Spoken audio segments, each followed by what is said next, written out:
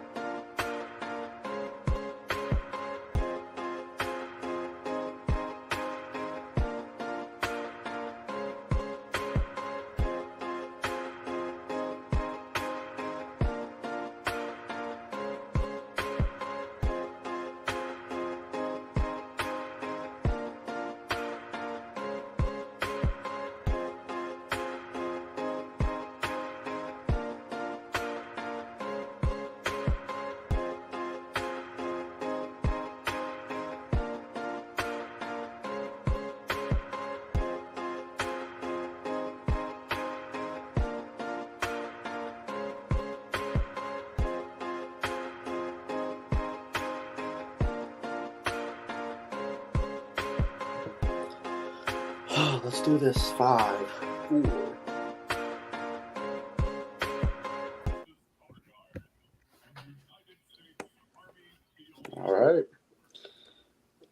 And welcome, ladies and gentlemen, to the 2023 NFL Draft Show here on the Renegade Roundtable. I'm your host tonight, Hunter Osborne. Thank you for joining us for our big show.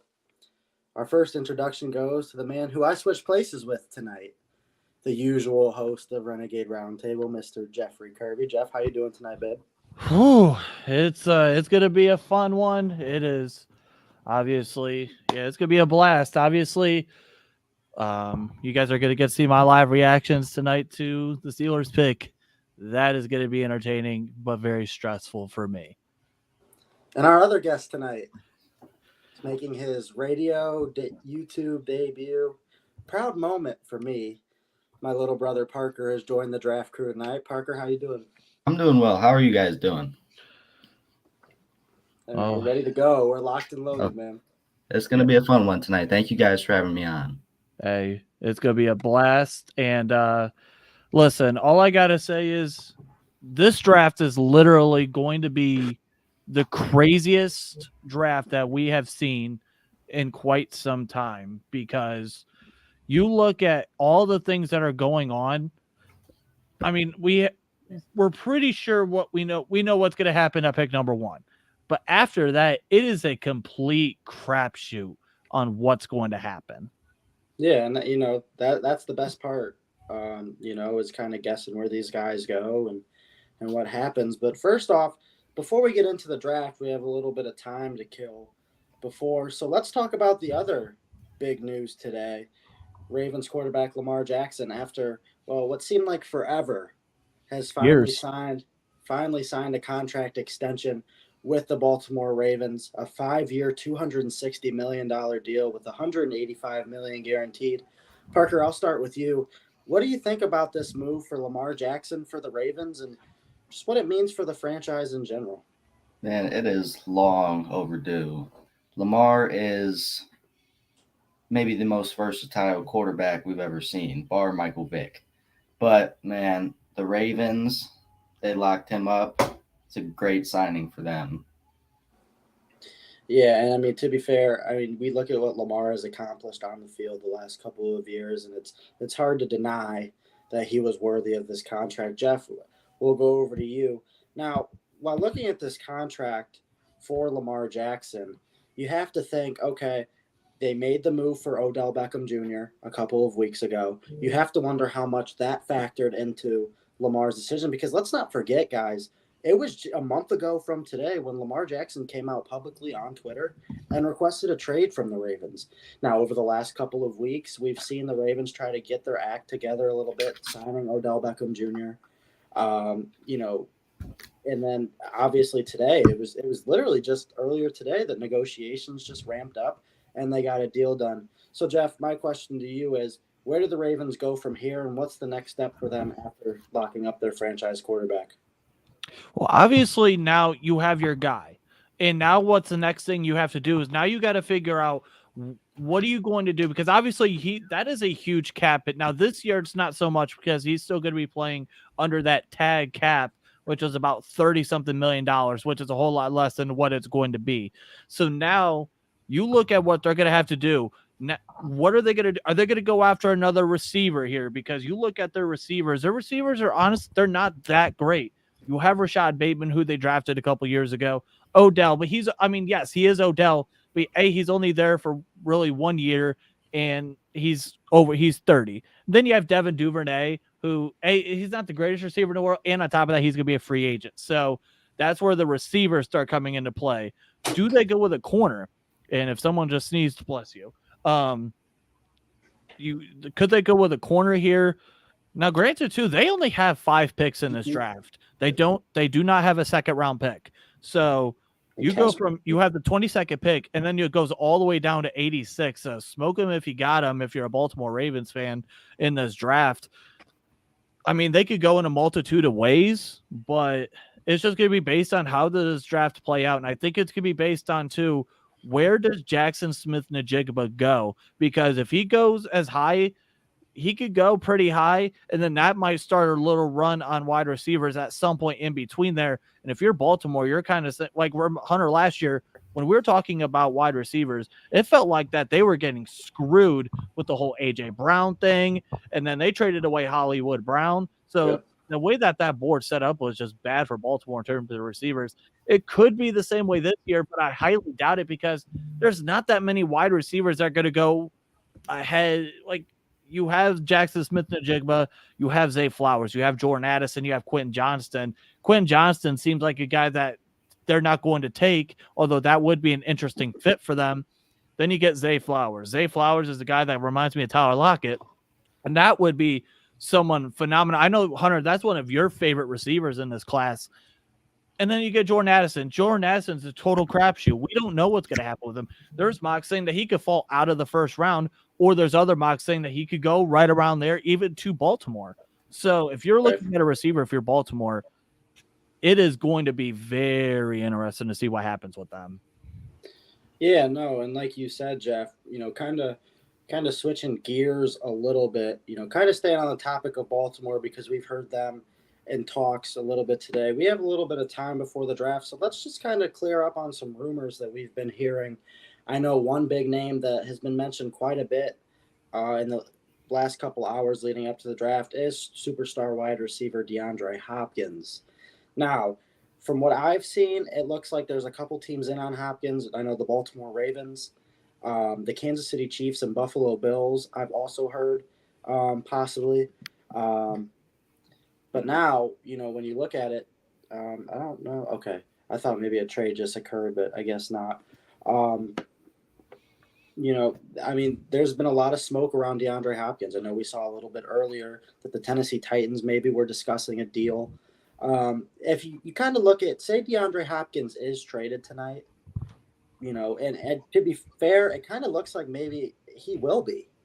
You know what's ironic is, real quick, I had a friend of mine, shout out to Ty.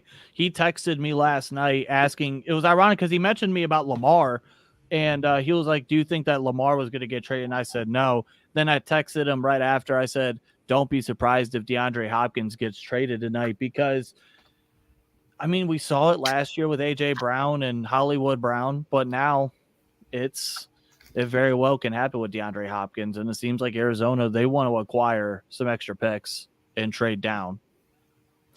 Yeah, so Parker, I'll start with you here. If DeAndre Hopkins is dealt tonight. Hold on. Time out. So we have something that came out a couple minutes ago from Adam Schefter here.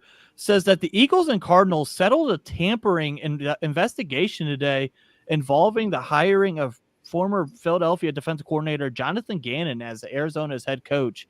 Terms the Eagles traded the pick 94 in the draft in a 2024 fifth rounder to the Cardinals for the 66th pick in the draft. So our first little trade of the night, kind of, end up affecting the third round there. But yeah, again, Parker, and obviously being, your brother and knowing you very well, I know how much you love DeAndre Hopkins. So from your point of view here, what team could use DeAndre Hopkins the most? Where could he fit in the best? And where would you like to see DeAndre Hopkins play next year? Well, for where I'd like to see him play is Baltimore. But for the sake of me being a Browns fan, maybe you see him go to Tennessee. Jeff, watch it. Had to. Now, I do want to ask you this as well. Jeff, I'll get to you in a second. Well, actually, this is a question for the both of you. Either of you can answer. I think we've seen two big teams that have really kind of done their due diligence on DeAndre Hopkins, being the Kansas City Chiefs and the Buffalo Bills, two of the powerhouses in the AFC. Now, if DeAndre Hopkins is dealt tonight to either one of these teams, where do you think he should go and why? Jeff, I'll start with you. Obviously, Kansas City's always, given DeAndre Hopkins, while I personally think that he's obviously not the kind of receiver he was back in 2017 because of the age and the injuries and stuff. However, he is someone that still would make an immediate impact and a huge impact on that Kansas City offense. You give Andy Reid that kind of talent, he's going to make things happen along with Patrick Mahomes. But then you look at Buffalo. Buffalo's receiving core is not that great. You have Stephon Diggs. That's great. He's 29. Then you have Gabe Davis and then Khalil Shakir, who was a 5th-round pick last year. That's not that great of a receiving core, to be honest. So if you're Baltimore or if you're Buffalo, you would really want to try to make a push, especially if you don't have to give up a 1st-round pick. That would be nice because if you're able to maybe trade, because you only have 6 picks in this year's draft. If you're able to maybe trade that 59th overall pick and you're still able to acquire that would be an incredible value. But we also don't know the motive of what Arizona is trying to do because like you've mentioned earlier and we mentioned off air, the kind of trades that they're trying to do, it's like they were trying to package the pick 3 and DeAndre Hopkins, which is so weird. So I don't know what their motive or what their plan is. But let's stay on the topic of that, the Arizona Cardinals, like you just said, and the number 3 pick, because besides DeAndre Hopkins, I think the number 3 pick is also probably the pick that's been brought up most in trade rumors. I don't think Arizona wants to pick at number 3. Maybe they do, but I think they'd rather trade down. Like you said, Jeff, we've heard maybe with Tennessee, I think maybe we could see a team like Las Vegas, if they really do want a quarterback, a team maybe like Indianapolis move up a spot to get the quarterback that they want in this situation. So, Parker, I'll go to you. What team makes the most sense moving up to number 3 if the Arizona Cardinals decide they want to trade it? Now, I mean, it could go anywhere. I mean, the 3rd pick, if you traded up to that, I know a lot of teams like to trade up for Jalen Carter, Will Anderson, but the team that makes the most sense to me is the Tennessee Titans. Get one of the big 3 quarterbacks in Bryce Young, CJ Stroud, and Anthony Richardson. I think they would be set for their future. Now, in this situation, Parker, say they get one of those big 3 quarterbacks. Okay, say they get Bryce. Obviously, I think we all kind of assume Bryce Young's going number 1. So say it is CJ Stroud or Anthony Richardson. So when you look at this, the CJ Stroud and Anthony Richardson, are they both put in the same spot here? Actually, Jeff, I'll go over to you for this question. It's CJ Stroud and Anthony Richardson, because I know a lot of people see Anthony Richardson as more of a development project, and if he goes to Tennessee somehow, he will probably sit this first year behind Ryan Tannehill. Would that be the case with CJ Stroud as well, do you believe? I think it all depends. I mean, obviously we had this whole thing with this whole S2 whatever blah blah blah. If you want me to be completely honest, I could give less of a damn about that. When you look at the tape, us 3 are all Ohio State fans. We watch CJ Stroud every week. We see the tape. It is pretty damn good, especially when you look at that Georgia game. It would depend on the certain team, because I could still see a team like Indianapolis, for an example, say they were the team to go and get CJ Stroud. I could still see them saying, you know what, we might start Gardner Minshew and let CJ Stroud get accustomed to the NFL. And that's not a bad idea to begin with, because at the end of the day, you're in a position, like, for an example, Indianapolis, you have Gardner Minshew. It's exactly what happened with Sam Darnold and the Jets. You were in a position where if it took him 4 games, it was okay. If it took him 8 games, it was okay. However long it took for them to get ready, it was okay. Now with Anthony Richardson, that might be a little bit longer. He's going to be, like you said, more of a project quarterback. Might be someone where if you could get him to sit for a year, like how it was with Patrick Mahomes, he's had practically the whole first year, his rookie year, and he was a similar kind of quarterback where it was a project. That would be very beneficial for Anthony Richardson. Work on the mechanics, work on learning how to work, learning how to watch film, learning how to that everyday grind of being an NFL quarterback. But getting back to the topic, I think for me, Stroud would be more ready day 1, and we would definitely see him on the field quicker. But if a team does draft Anthony Richardson, you definitely can find a package to get him on the field in 2023. Yeah, so again, and staying on top of, the trade rumors, and kind of the last thing I think we'll hit on before, Ari Marov, I forget how you say his name. When you look at, he released a list earlier today. I'm actually trying to pull the list up as we speak of possible players that could get traded this weekend. So when you look at this list, I'm trying to go back a little bit. What's up, Kareem? Well, I'll get to your question here in a second. Actually, you know what? Here, you know what? Here, you guys still there? All right, perfect. Yeah, Kareem, I'll get to your question here in a second after we get done with this discussion in terms of the quarterbacks. No, go ahead, Jeff. You want to answer? Oh, okay. So I'll get into it now. So what do I think the Steelers might do? Oh boy. Now, obviously, there was the smoke screen, the conversations about are they going to trade up. I personally don't think so. I think they will stay put.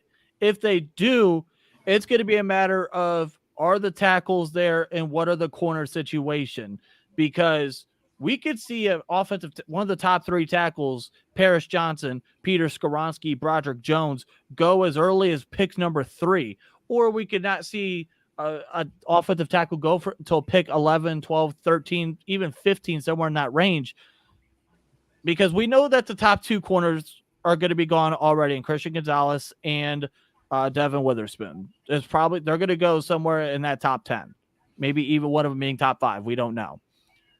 And then it leads to Joey Porter Jr., Deontay Banks. It's going to be a crapshoot. I personally would want to see them go after one of the top 3 left tackles. And I make that a thing because I'm not personally a fan of Darnell Wright, not the player, but the position that he plays, because he's a right tackle. He tried to play left tackle at Tennessee. Did not work out well. He is a great right tackle, but that's not necessarily to me what I would want the Steelers to get, because what does that mean? You would either be moving Darnell Wright to left tackle again, which we've seen is not that great, or you move Chooks to the left side. I'm sorry, I don't trust that. So if you're going to go after a tackle, make it one of those top 3 left tackles, whether it's Paris Johnson, Peter Skoronski, or Broderick Jones. More likely end up being Broderick Jones, which is okay. And we know that Mike Tomlin loves those big school teams. And we also have a comment here from a guy named Logan. He says, go blue. Go blue. Yeah, Logan is Parker and I's cousin. So thank you to Logan for tuning in. That's my guy. Shout out to Logan. I believe my cousin Luke is watching this as well. So I'll give him a go blue. That's the only time I'll say it. So, hey, you know what? Hey, Luke, real quick. Luke, he's talking about Luke Hamilton, 4-star recruit in 2024. Isn't Michigan like the number 1 class in 2024? Yeah, in terms of recruiting. So he is a part of that class.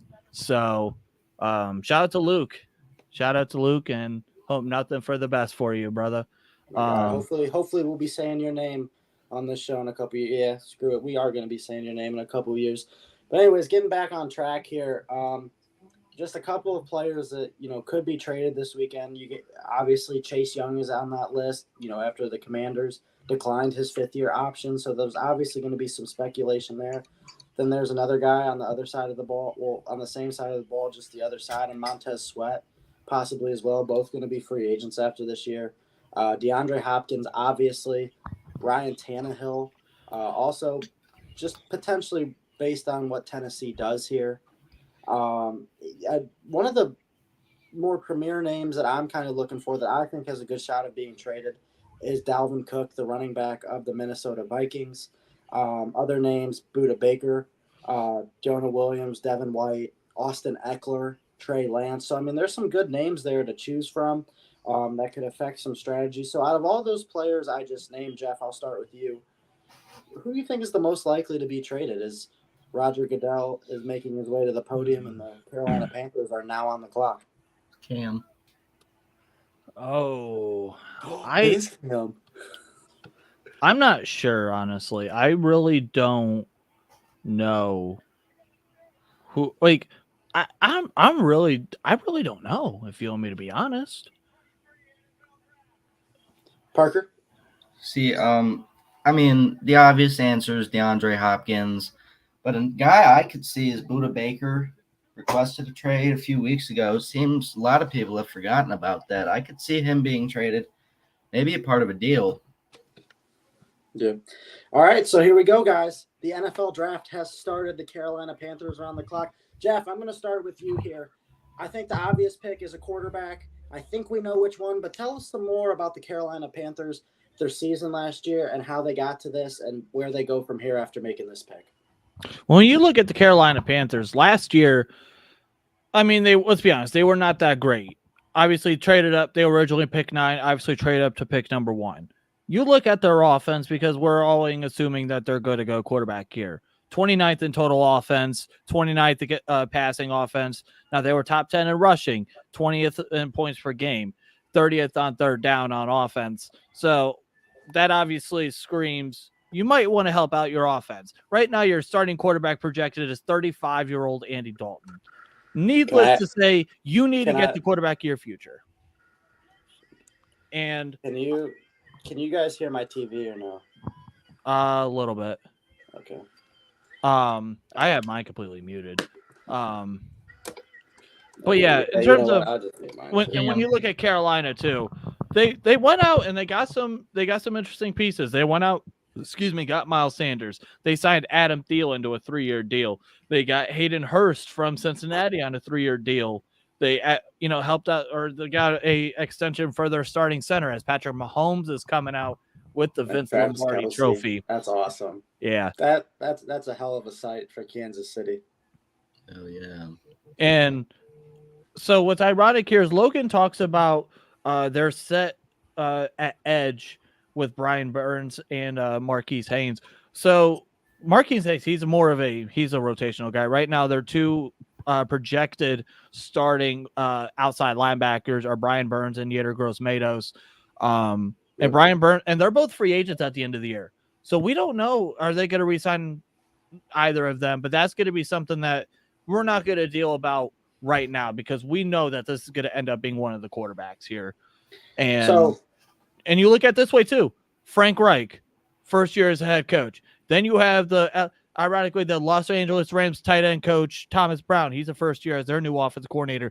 They revamped that coaching staff in Carolina, and they're revamping and they're starting a whole new era of Carolina Panthers football.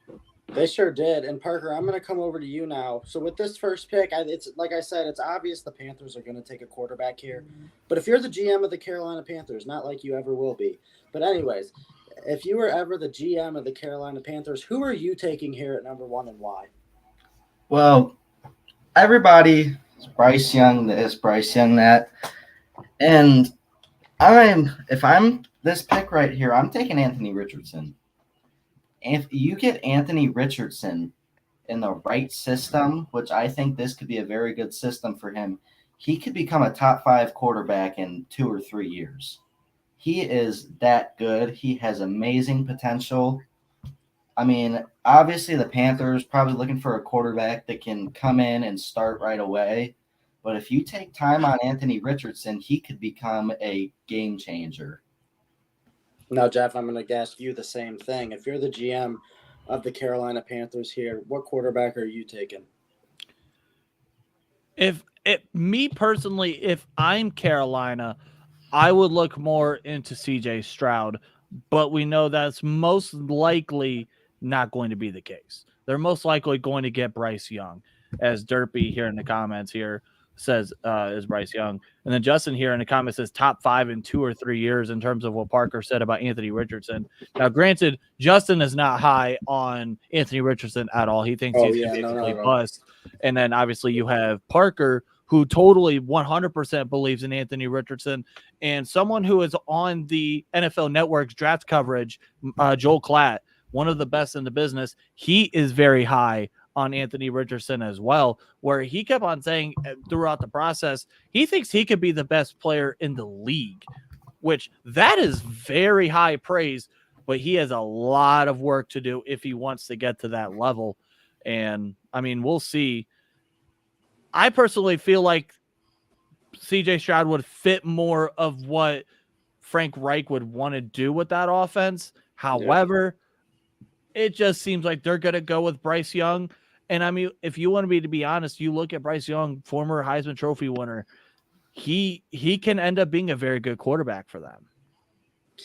And hear what Logan says here in the comments. He says Frank Reich historically takes bigger quarterbacks.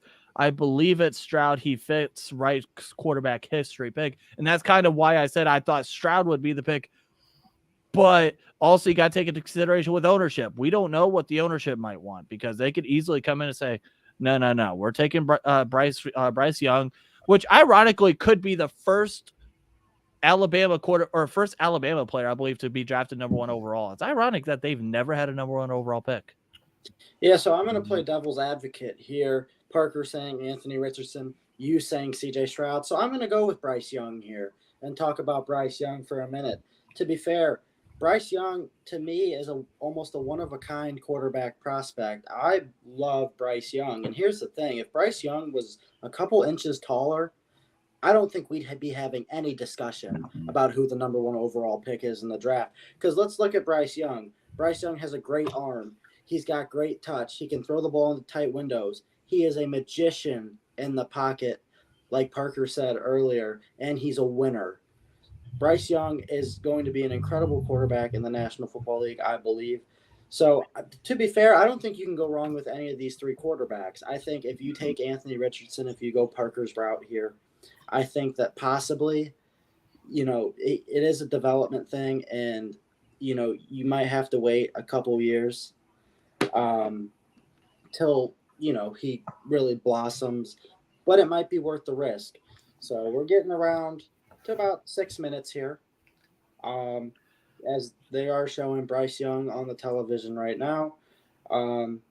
So this is the Panthers. This is the second time in their franchise history that they have drafted number 1 overall, and as we all know, the last time they did was in 2011 when they drafted Superman Cam Newton.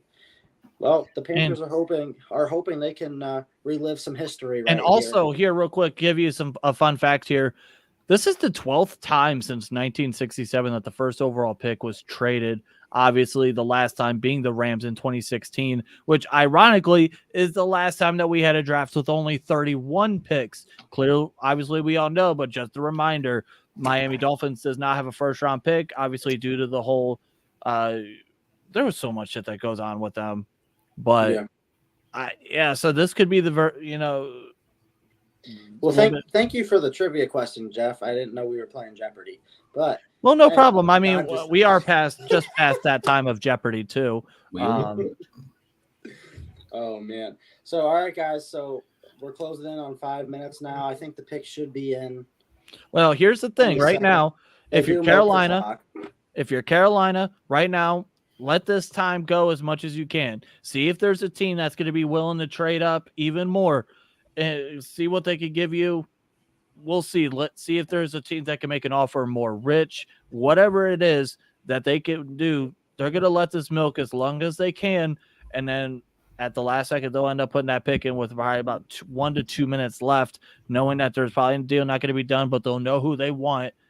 And then away we will go. As they're showing the warmer, everyone is starting to clap. So it looks like the pick is going to be getting ready to come in here any minute. Yeah, it almost, when they showed the Panthers GM, I'm no lip reader. I'm not saying I am, but it almost looked like he was saying, "Hey, Bryce." Coincidence? Do you get that same text too?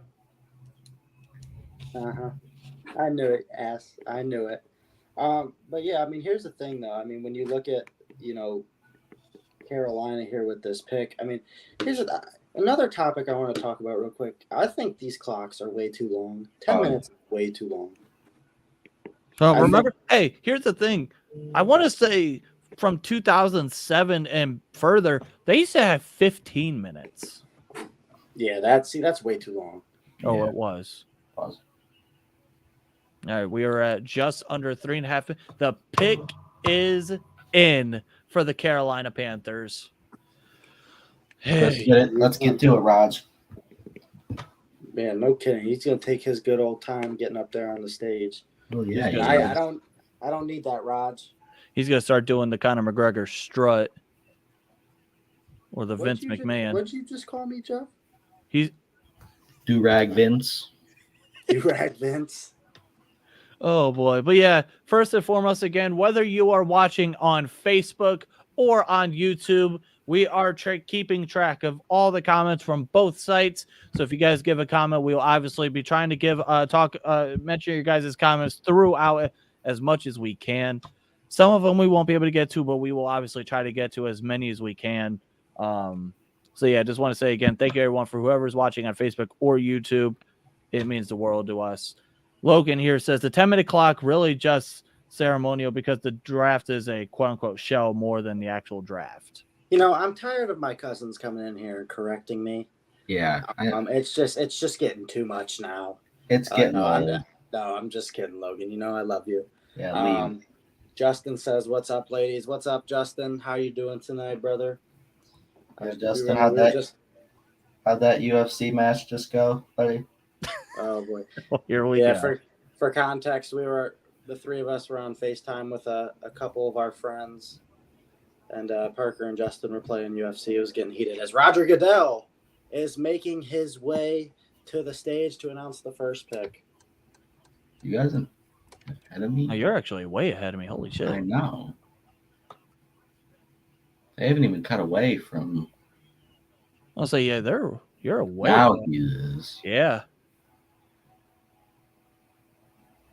Okay, yeah, my bad. I'll pause. All right. I mean, I feel like everyone knew who was going number one anyways, so. All right. So there we go, guys. Bryce Young is the number one pick in the 2023 NFL Draft. Parker, I'll start with you. How are we feeling? I mean, he is, as you said, I said earlier, he's a magician. And like you said, if he's just a couple inches taller, we're not having this conversation. He's got all the tools. He's Heisman winner 2021, and he was amazing last year, and he didn't really get the recognition he deserved. So I think the Panthers are going to be very happy with this pick. I agree. Jeff?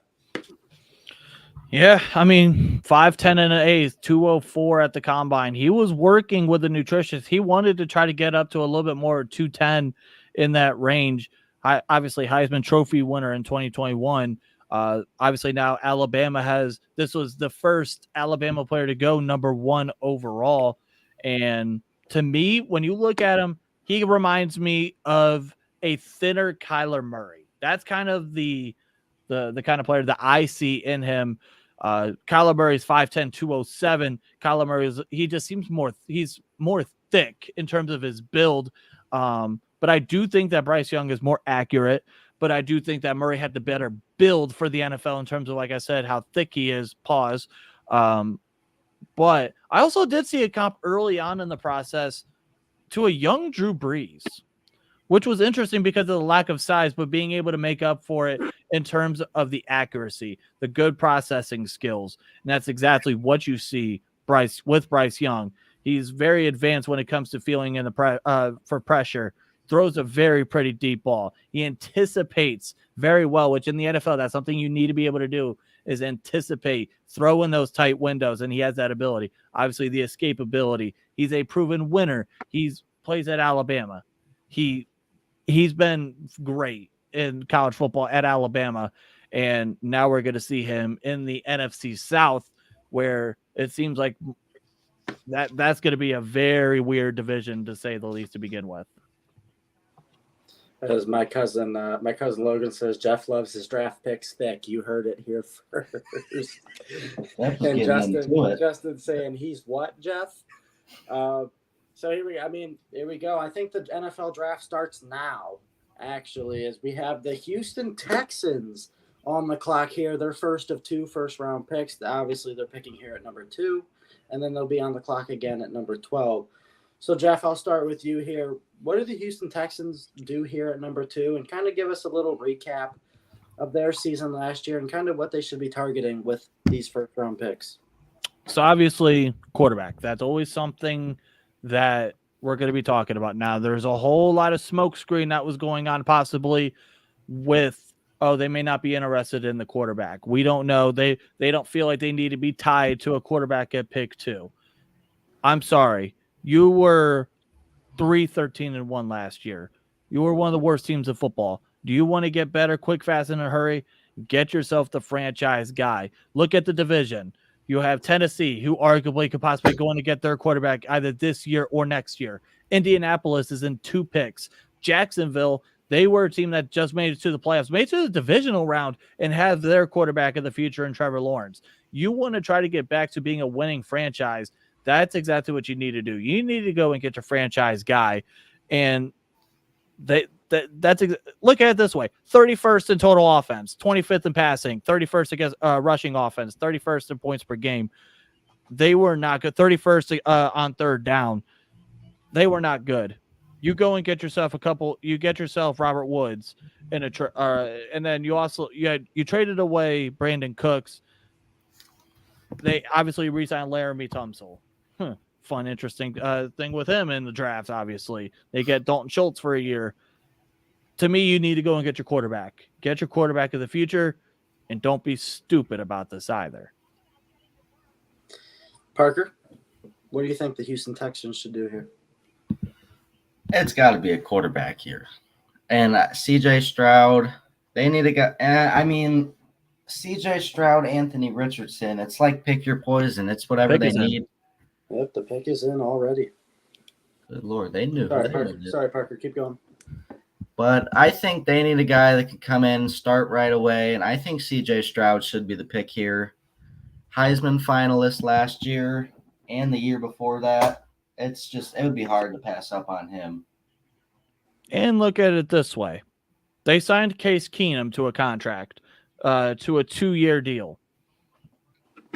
Case Keenum is going to be he's a very good mentor. He'll be able, so whoever it is, whether it's Anthony Richardson, CJ Stroud, you will be able to learn from Case Keenum is a true pro. You're going to be able to learn and mentor from him. He's going to be able to come in, learn again how to grind, the long journey of being an NFL quarterback, that everyday grind. And that's exactly it's a perfect situation for whoever comes in.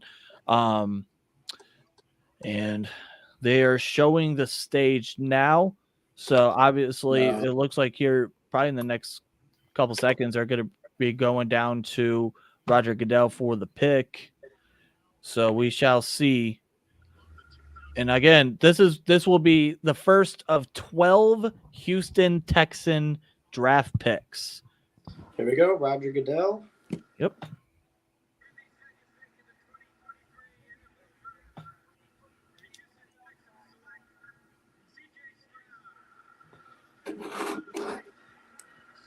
So, guys, after weeks of speculation, it all comes to an end. CJ Stroud, the Ohio State Buckeye. Oh, wait, as what Cam Brubaker says. What's up, Cam? There's baby. So the Ohio State quarterback is going to Houston. That's our guy. Parker, I'll start with you. Tell us about CJ Stroud and what you like about him. I love CJ Stroud. Obviously, as an Ohio State fan, he's huge. He's got a cannon for an arm, very accurate. Showed that he can have success even in college. He took us to the playoffs, and it was. I'm obviously a little biased, but he's a hell of a quarterback. Jeff? Yeah, 21-4 careers and 25 starts last year, 41 touchdowns, which was second in the country, to only 6 interceptions. Third quarterback in that 2020 class. He was a 42nd overall as a 4-star, 2-time Heisman Trophy finalist. You want to talk about a guy who's going to be a leader in your locker room and a guy that has high character. Here's the thing with CJ Stroud. CJ Stroud literally used some of his NIL money and gave his teammates $500 gift cards to Express for the Notre Dame game so they can get fresh and get themselves nice suits. That is very high character, and that's exactly what you want out of your quarterback. He kind of reminds me of an Oregon Justin Herbert. Both have very strong arms, and the arm talent is unbelievable. Stroud doesn't like to use his legs, and we saw a little bit, though, in that Georgia game.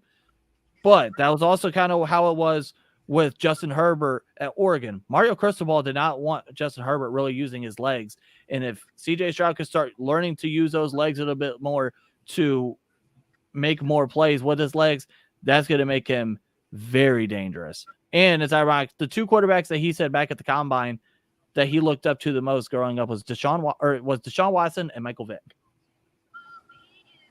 And CJ Stroud is getting ready to speak here on the NFL Network. One thing too now to keep in mind, CJ Stroud going number 2 to the Texans. we could possibly see the first wide receiver go off the board at pick number 12 with Jackson Smith-Njigba. So something to watch out for there, because you look at their receiving core, they got Robert Woods, they got Nico Collins, Noah Brown, and then obviously you have John Mechie, which first and foremost, we got great news on him with his leukemia. He's, getting better with that. So that's obviously great news for him, their second round pick last year. But they get the quarterback of their future now, and possibly, again, watch out for a receiver at pick number 12. That's something that I would say. So we see quarterbacks go the first 2 picks off the board here. Now, this is where the suspense kind of gets intriguing. The Arizona Cardinals are up right now. Now, do they trade this pick? Do they stay with this pick? And who, if they do stay, do they take with this pick? Jeff, I'll start with you. So Arizona runs a base 4-3. Obviously, when you look at Will Anderson is more of a 3-4 outside backer. And then you have someone like Tyree Wilson from Texas Tech. He's more of that 4-3 defensive end. So that would be a scheme fit. Now, will they pass up on Will Anderson? I don't know. Or could they shock us and go with Jalen Carter here? Both of their defensive tackles are going to be free agents at the end of the year. Let's be honest, neither of them are going to be as good as Jalen Carter. Do they want to deal with the character issues? I don't know. But I would think it would be those 3 names. Obviously, Will Anderson, Tyree Wilson, Jalen Carter. I know that seems kind of obvious, but it's really how it's going. And yeah, Logan, there's always like a delay when it comes to these streams and stuff. So yeah, we kind of had to start. Oh my, the Arizona Cardinals are trading the 3rd pick to the Houston Texans. The Houston Texans are on the clock again. Wow. Oh man, That's crazy. okay guys, so quick, what's Houston going to do here? I Gotta take Will Anderson here. mean again, they're one of those teams that they run a 4-3. I mean, obviously, yes, you don't want to pass up on someone like a Will Anderson, but I would not be shocked if they went with Tyree Wilson here. Yeah, man. Tyree Wilson he might even be better than Will Anderson. His length is incredible. It's gonna be an edge rusher here. It's the word I'm looking for. I'll be excited to see which one it'll be. Yeah, this is gonna be interesting here. Are they gonna make out of this with Will Anderson and CJ Stroud possibly here? That'd be insane. So right now, that's crazy that the Houston Texans have back-to-back picks. Yep. That's incredible. But no, so you're going to assume so. Like I just mentioned 5 minutes ago about Jackson Smith-Njigba, you could probably throw that out of the window now. But to go and get your top quarterback and then arguably the best pass rusher in the NFL, what we assume at pick number 3, the New York Jets, they're preparing. They're getting ready. Well, and the pick is in for the Houston Texans already. So, I mean, Tyree Wilson or Will Anderson, who's it going to be? I believe it'll be Will Anderson. Will Anderson has been widely regarded as the best player in this draft for a while now. And, I mean, he is just an athletic freak, and I don't think you can pass up on that. Yeah. I mean, I can't argue with that, but it's just, I don't know, man. This is fun. This is the type of stuff we live for. Yeah. So the Arizona Cardinals have got the 12th pick, the 33rd pick, the Texans' first round next year, and the 3rd round pick next year. Ooh. All right, so they're showing the crowd here on my screen, so they're going to be getting ready to show the picks or show the pick here in a second. But I mean, let's go and talk about that. The smoke screen of what Houston was throwing out, and all right, Here comes Raj. all right, here we go. Here comes Raj, like he just said. All right, come on.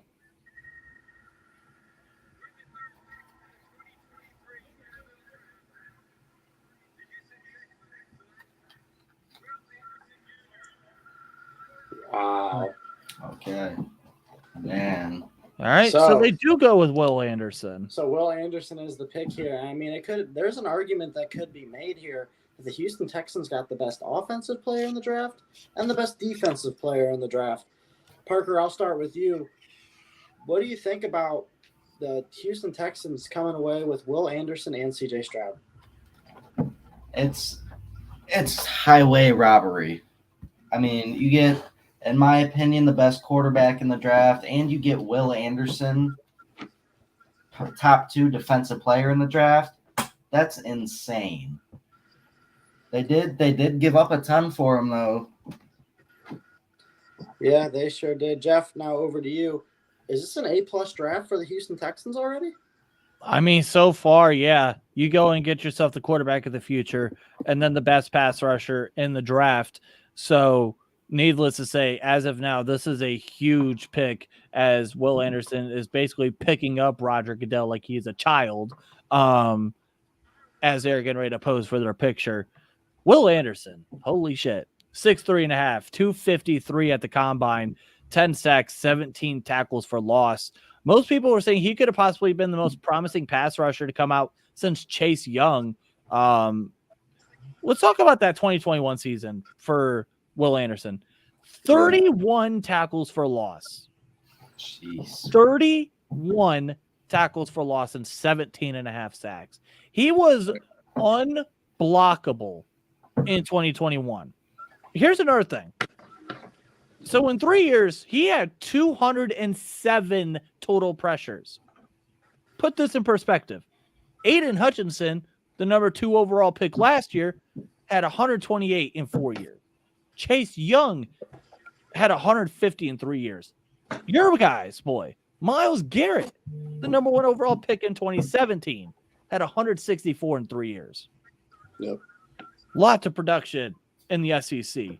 Reminds me of Shaq Barrett, where they both play that 3-4 outside linebacker. Both are very similar in size. They're not, quote-unquote, special, but they found the ability to get home. And now I'm going to be curious as to how they want to handle Will Anderson. Do they want to bulk him up a little bit more and then have him play that 4-3 defensive end? I'm not sure. I do think as of now, as a 4-3 defensive end, he would be a little bit undersized at 253, but he's going to play with good leverage. 33 and 3 7/8 arms, almost 34-inch arms. That's pretty good for an edge rusher with 4.55 speed as well. Yeah, so let's move on. Let's go to the next pick. We have the Indianapolis Colts here at number 4. Parker, I'll start with you. The Colts aren't really ever in this spot, or it's very rare that they are. The Colts are usually around one of the better teams in football. That was not the case last year, as they went 4-12-1. Their defense was ranked 15th in the NFL. Their offense was 27th, though. It's pretty clear that they need a quarterback. Is that where they go here at number 4? And do they take your guy, Anthony Richardson? Man, I do love Anthony Richardson, and this would be a great fit for him.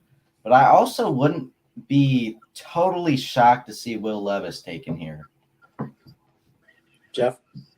I agree. I wouldn't be shocked either with Will Levis here. And obviously now they are showing the official compensation for that Cardinals and Texans trade. Yeah, I wouldn't be shocked if this ends up being Will Levis. Seems like now smoke screen, we have no idea. Me and Hunter, we did a mock a couple nights ago, and we had talked about this, about what could they possibly do at pick number 4. I'm looking at in that mock draft. We actually did have Will Levis. So, Yeah. I mean, Can we all agree though that a quarterback is going here? Yeah, definitely. I would say 99.9. Is there any scenario where a quarterback is not taken here? I don't see it because I mean their defense, it was middle of the pack, so but I mean their offense was just god awful, and I think they need to get a captain for their offense. Yeah, and when you look at this Colts team, like I said earlier, guys, the Colts aren't in this spot a ton. I mean, let's be honest here. You know, whether it was the Peyton Manning era, the Andrew Luck era, over the last couple years, we've seen them bring in veteran quarterbacks, Phillip Rivers, Nick Foles, Matt Ryan, and it has not turned out well at all. So maybe they try to draft. Well, I think they are going to draft their quarterback of the future here. So yeah, I think it's going to be interesting to see what Indianapolis is here. I think it's just a matter of whether it's going to be Will Levis or Anthony Richardson. So let's see. The pick is in. So I guess we'll see who Indianapolis is taking. Jeff, let's get your prediction before Roger Goodell comes out. Who's it going to be? Go out on a limb, and it will be Will Levis. Parker? I think it'll be Anthony Richardson. All righty. So we'll see here as Roger Goodell is making his way to the stage. And let's see who the Indianapolis Colts' next franchise quarterback is.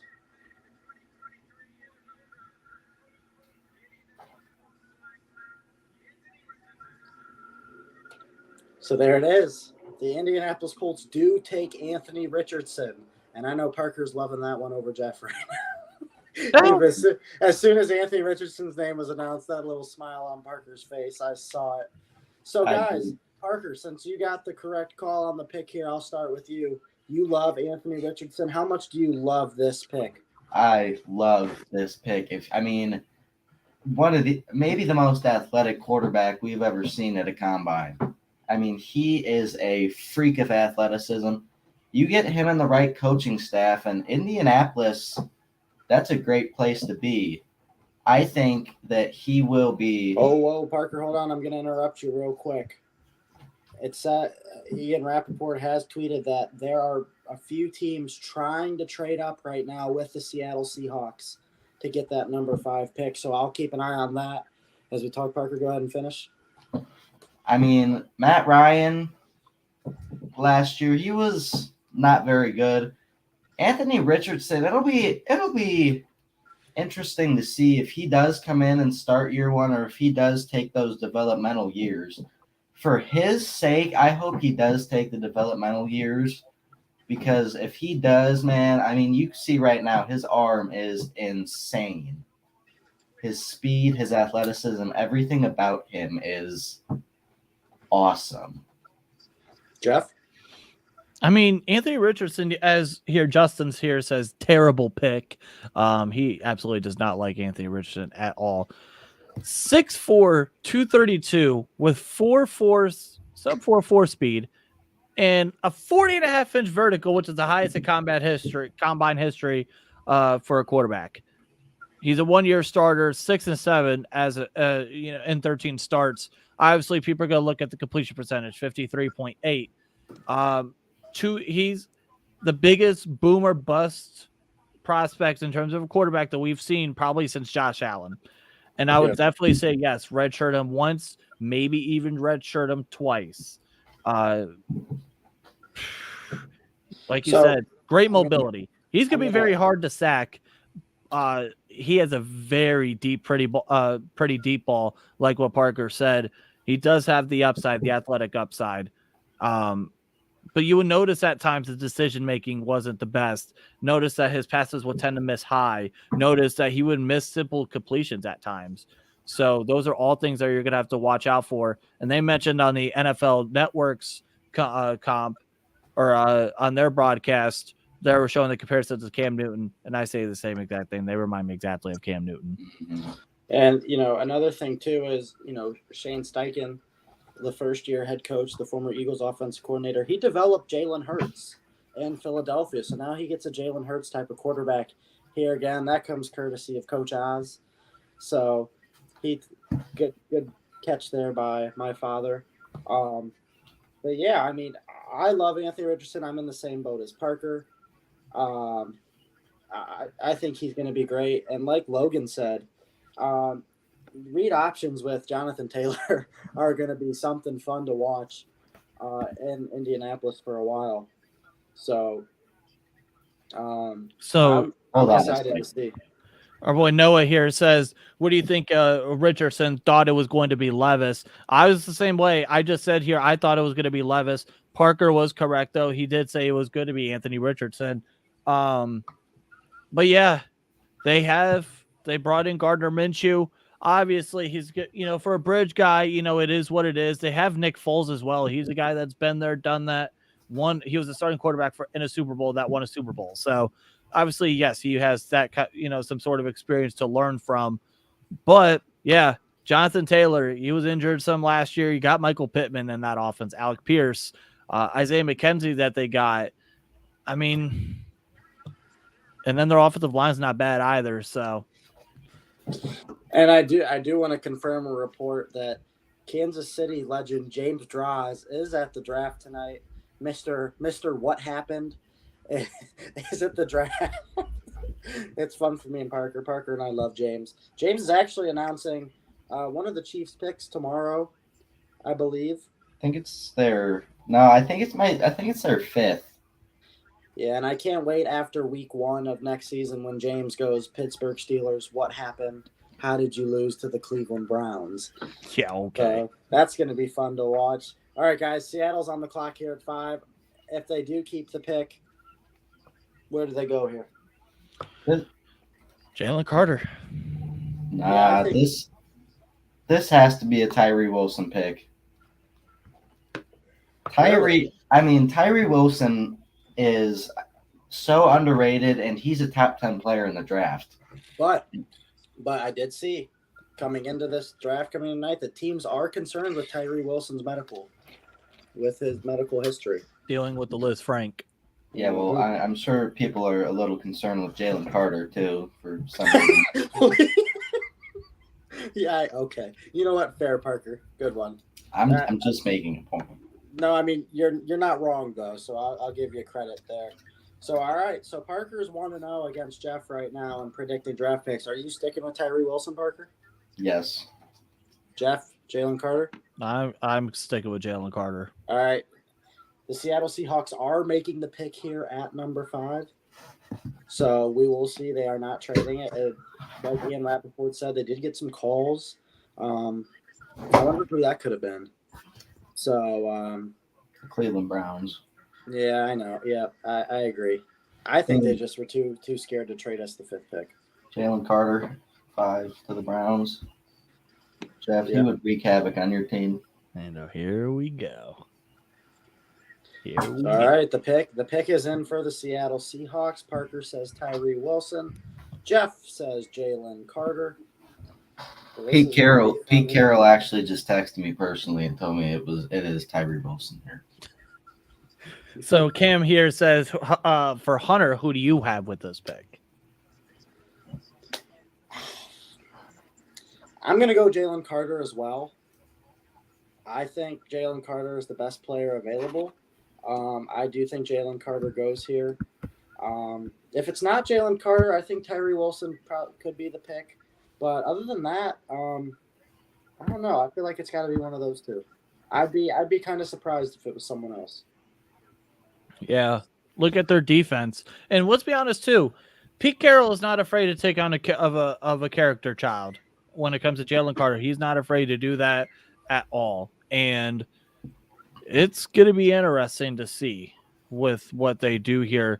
They were top 10 though in getting sacks last year, but they were 27th in on third down on defense. So yeah. So I mean, let's look at the Seattle team. I think they surprised a ton of people last year. I think if they were picking in this spot with their pick, I think people would, but this is actually the Denver Broncos pick that they got in the Russell Wilson trade. Geno Smith was fantastic last year, and I don't think a lot of us saw that coming. He was incredible. Kenneth Walker, DK Metcalf, Tyler Lockett. I mean, they have some weapons on the offense here. So this draft, I mean, I expect them to go defense. Maybe later, as we know, Seattle does have their own first. So they are one of the few teams that does have 2 picks here in the first round. Yeah, So this is fun. Go ahead. All right. So the interesting thing to me here is I wonder what would happen if Anthony Richardson was still on the board. Anthony Richardson would have gone. I think he would have too. All right, Roger Goodell's making his way to the podium. Tyree Wilson, here we go, calling it.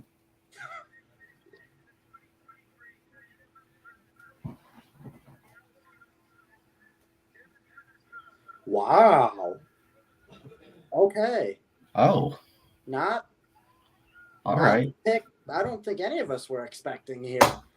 Devon Witherspoon goes 5 to Seattle. Okay. Yeah, Okay, Jeff. Jeff, I'm going to start with you. I know both of us are very high on Devon Witherspoon. Parker, I think you are as well. Seattle. Wow. Hold on. They don't take a defensive lineman here. They go with Devon Witherspoon. Jeff, what do you think of this pick? I mean, I'm shocked here, but you look at their corners right now. Their 2 starting corners are Mike Jackson and Tariq Woolen, who was actually pretty good for them last year, a 5th round pick last year. But yeah, I mean, for the most part, their corners are. I mean, Tariq Woolen was pretty good, but other than that, their corners are not that great. And you look at them on defense; they were middle of the road in terms of passing defense. They were 25th though in points allowed, 26th in yards per pass. And they were middle of the road on in terms of getting interceptions and 27th on 3rd down. So at the end of the day, they go and get themselves a corner. What I'm wondering is, are they going to bank on trying to go and get an edge rusher at pick number 20, and they just wanted to be able to get the pick of the litter at corner?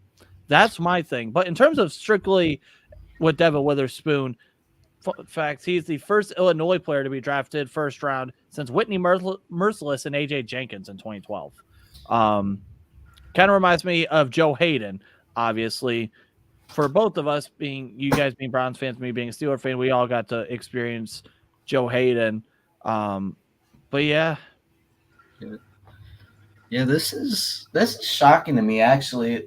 I actually did have Devon Witherspoon going to the next pick to the Detroit Lions. A lot of people don't even believe Devon Witherspoon is the best cornerback in this draft with Christian Gonzalez here. It'll be interesting to see how this pick works out, and I'm all here for it, though. All right, so now let's look at the 6th pick here. We have the Detroit Lions and Dan Campbell's squad, who also surprised a lot of teams and actually took America's heart last year. I mean, they were one of the favorite teams in the NFL. Everyone loved them. Do they go Jalen Carter here? And, I mean, kind of a home run pick here? Jeff?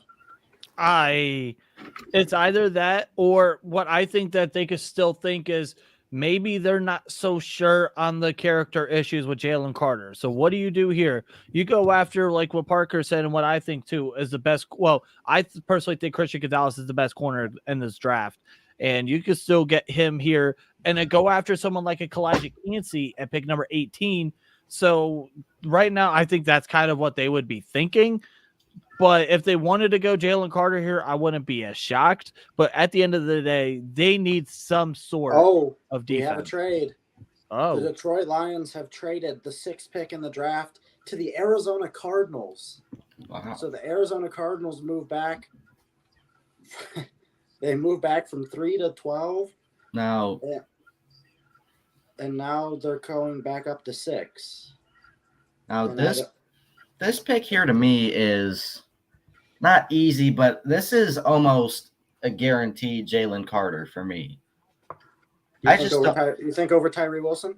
It's gonna be one of the two, but I think an interior defensive lineman is a good interior defensive lineman is harder to find than a good edge rusher. And you said they were there were questions with Tyree Wilson's health. Obviously, some questions with Jalen Carter. But Jalen Carter is the best player in this draft to me. I like that you're standing on it, Parker. You're wrong, but I love that you're standing. No, I'm just kidding.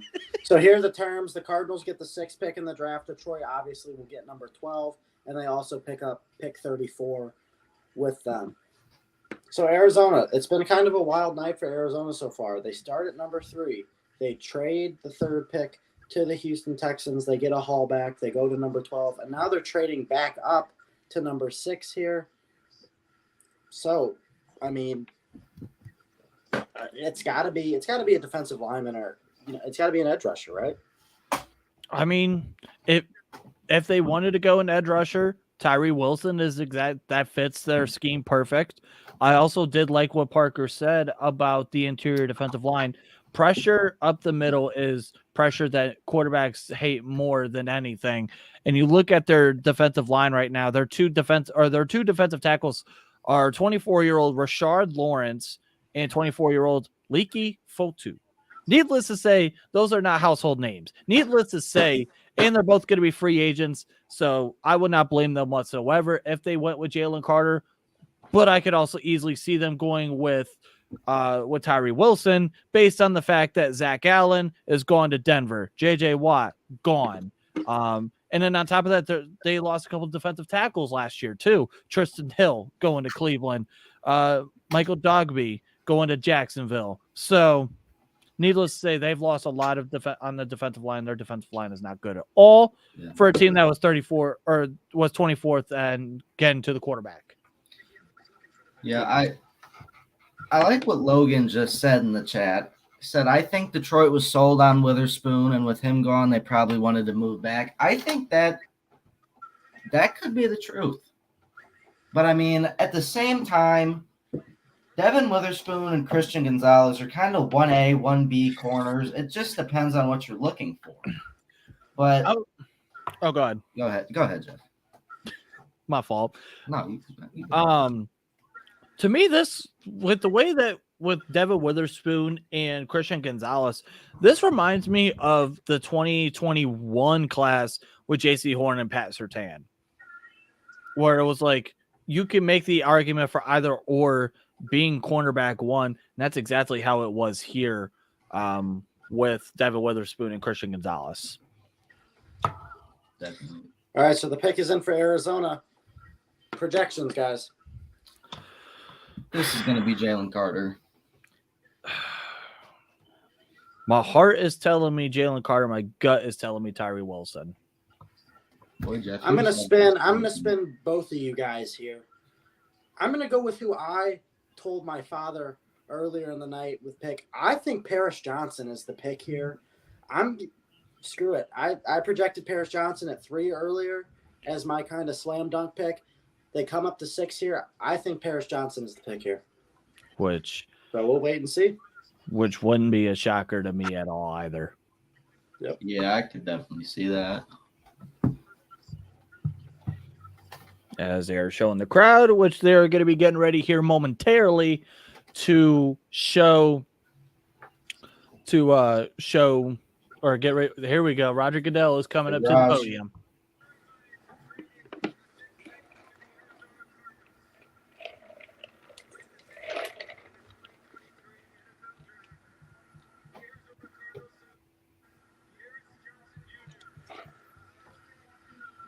So it is. All right. It's Paris Johnson, the offensive tackle from Ohio State. Jeff, I'm going to start with you. It's not Tyree Wilson. It's not Jalen Carter. You guys both suck. I'm right. I'm just kidding. Jeff, why Paris Johnson here for the Arizona Cardinals? Your quarterback just got hurt.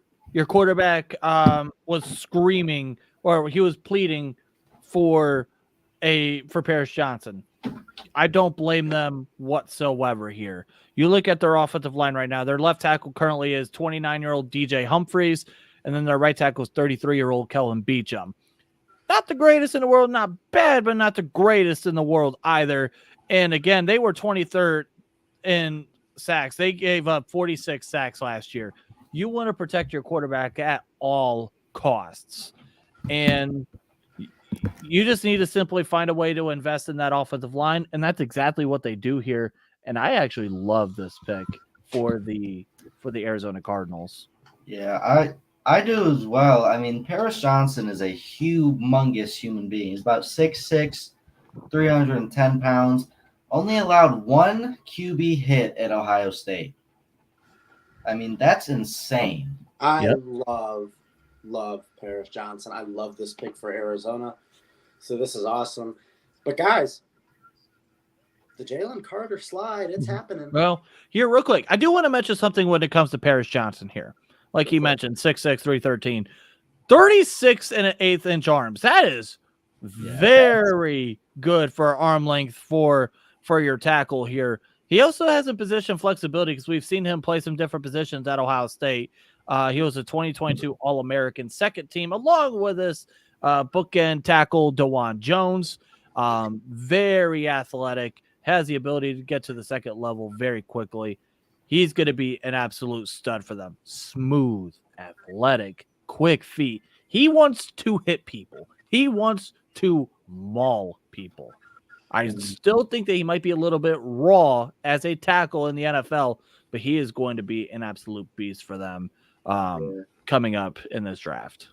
And I mean, they just showed him playing guard next to DeJuan Jones. Yep. And if I were a college edge rusher, defensive tackle on that side of the football, I would just be giving up at that point. So, okay, guys. So, again, the Las Vegas Raiders are on the clock now. Now, I know one of my friends, she's a big Raiders fan. I've been sweating this pick out all day. Didn't know what direction they were going to go. So, Parker, I'm going to start with you. What direction do the Las Vegas Raiders go here? I had this in my mock draft. I've had this pick for a while. They're going to take my best tackle in the draft. They're going to take Broderick Jones out of Georgia. Wow. I love Broderick Jones. He has the best potential out of any tackle. I mean, he is a beast on the football field. Broderick Jones at 7 would be interesting. Jeff? I think the Raiders want a corner. I've been thinking that they were going to – you and me talked about this a couple nights ago when we were doing our mock. They want a corner. And obviously Devin Witherspoon, which I believe we had them mocked going to that pick, he's obviously gone. So you go with the next corner here in not Peter Skoronski. Wow. I don't think he could play corner. And Christian Gonzalez here. Their two corners right now are Nate Hobbs and Duke Shelley. Once again, not necessarily household names, not necessarily great corners to begin with. So what does that scream to me? You need to go and get a corner for the 29th ranked passing defense in the National Football League a year ago. Now, could they maybe shock us and maybe go with an edge rusher? It's the Raiders. We never know what the hell they're going to do. They could shock us with that. Logan here says he's got him going with Peter Skoronski, which is interesting. However, they do have Colton Miller as their starting left tackle. He got an extension, I want to say last year, somewhat recently, within the last year or two, and he's only 27. He's their future left tackle.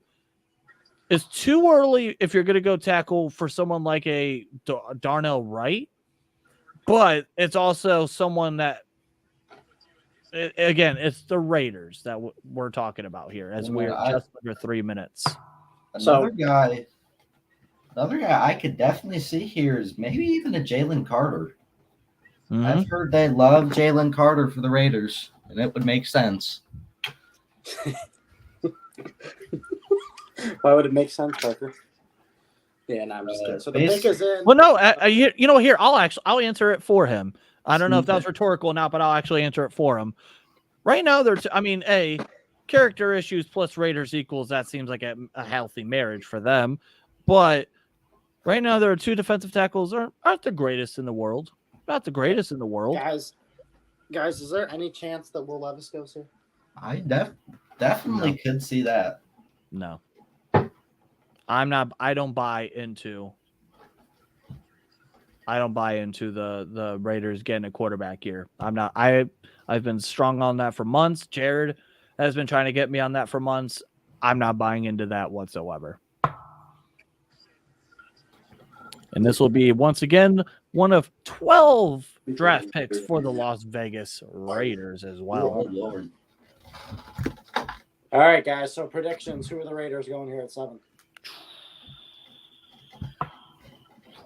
Man, this is. I'm gonna switch it up. I'm gonna say Jalen Carter goes here.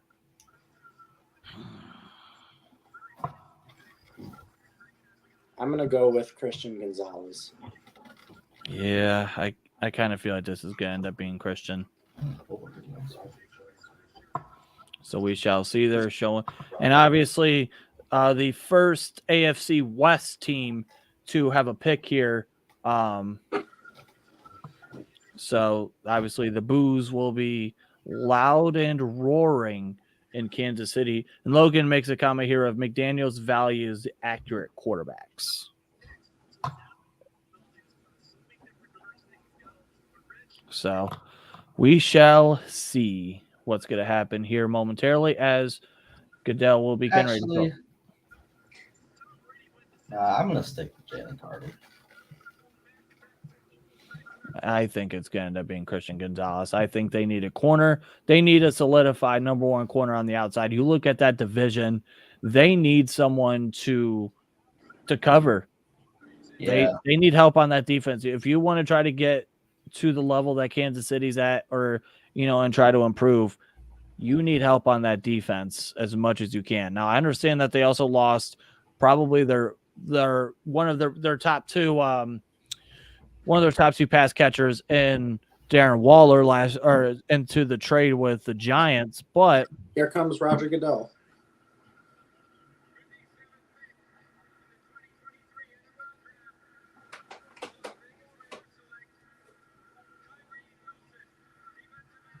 Wow, so all of us were wrong again.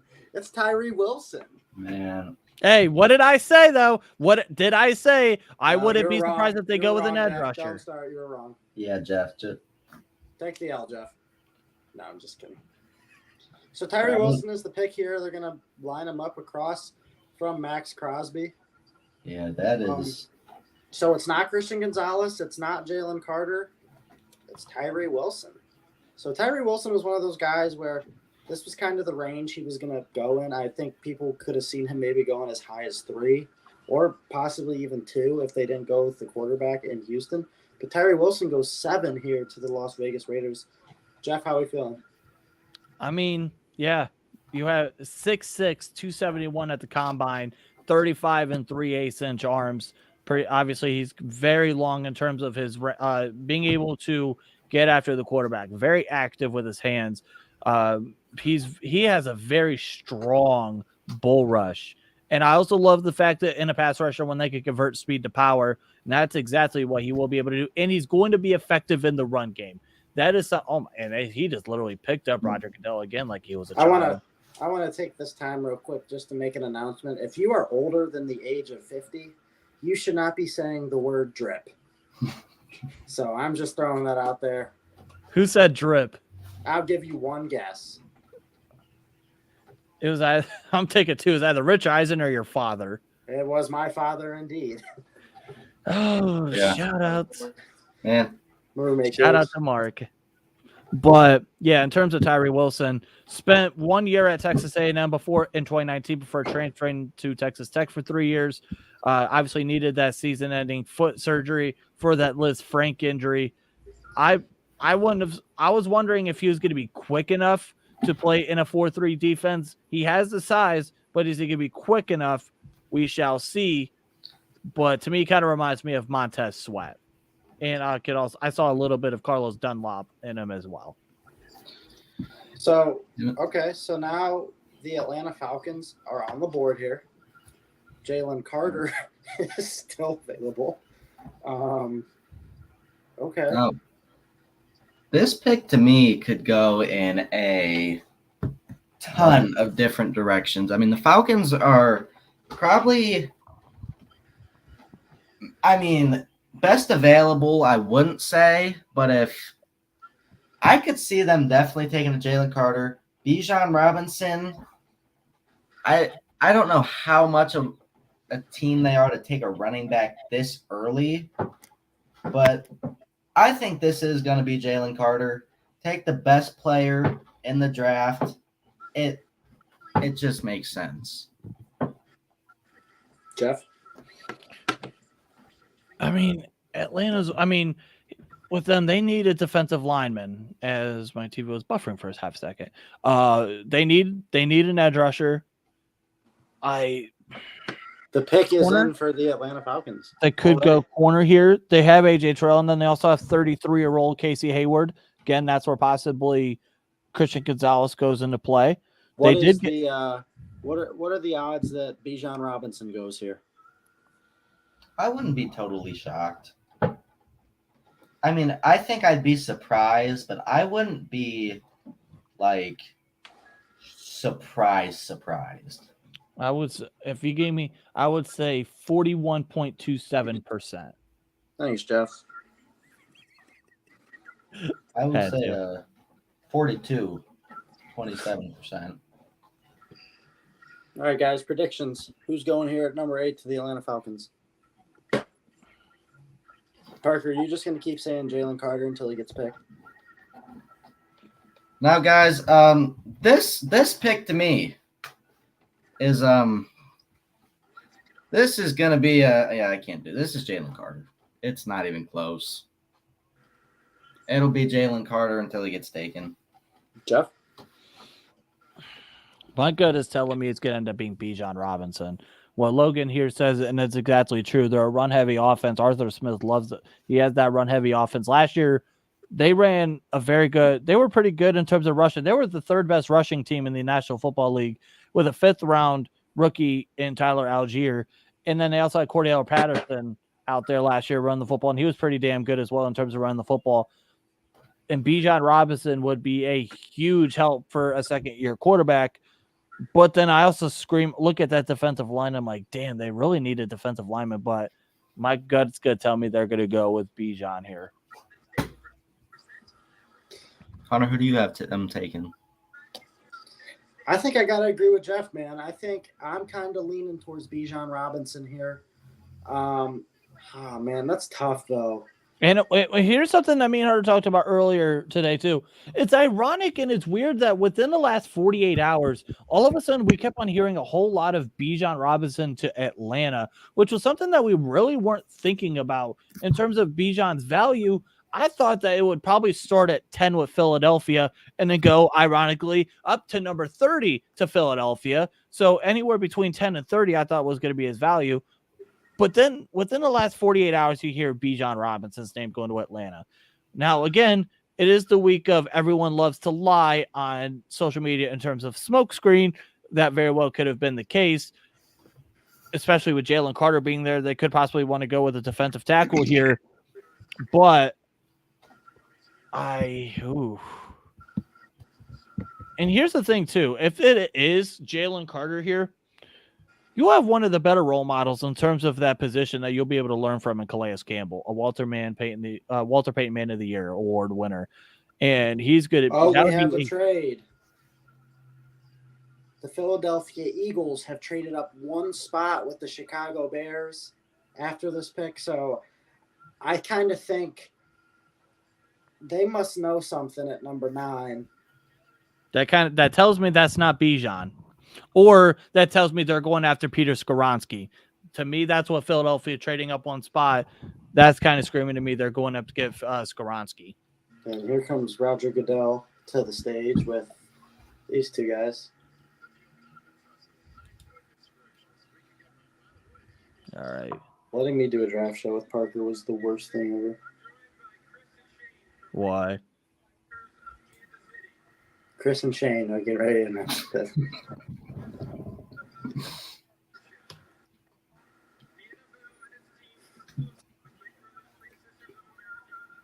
All right. All right. Come on, Raj. I don't got all night here, man. I gotta work tomorrow. Which, you know what's ironic is remember last year, Hunter, this draft was going by super quick. And we're an hour in and we're only at pick 8. Nice. So at this rate, we will be done at midnight.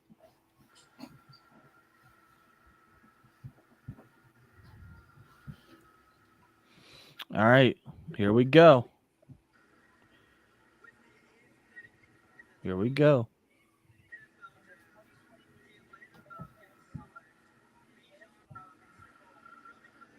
Wow. So it's Bijan Robinson. Got it. Guy Right, finally right. got one. Yeah, you did. That was a great pick. Yep, every blind squirrel finds a nut every once in a while, Jeff. Yeah. Hey, a broken clock is right twice a day, so. Yeah, well, you'll only be right once. So Bijan Robinson is the pick here. And wow, Atlanta's loading up on weapons. Parker, I'll start with you. What do you think about Bijan Robinson going here to the Atlanta Falcons? Yeah, man, Bijan, probably honestly the best running back prospect we've seen since Saquon Barkley in 2018. If any other teams had top 5 picks, he's definitely a top 5 pick.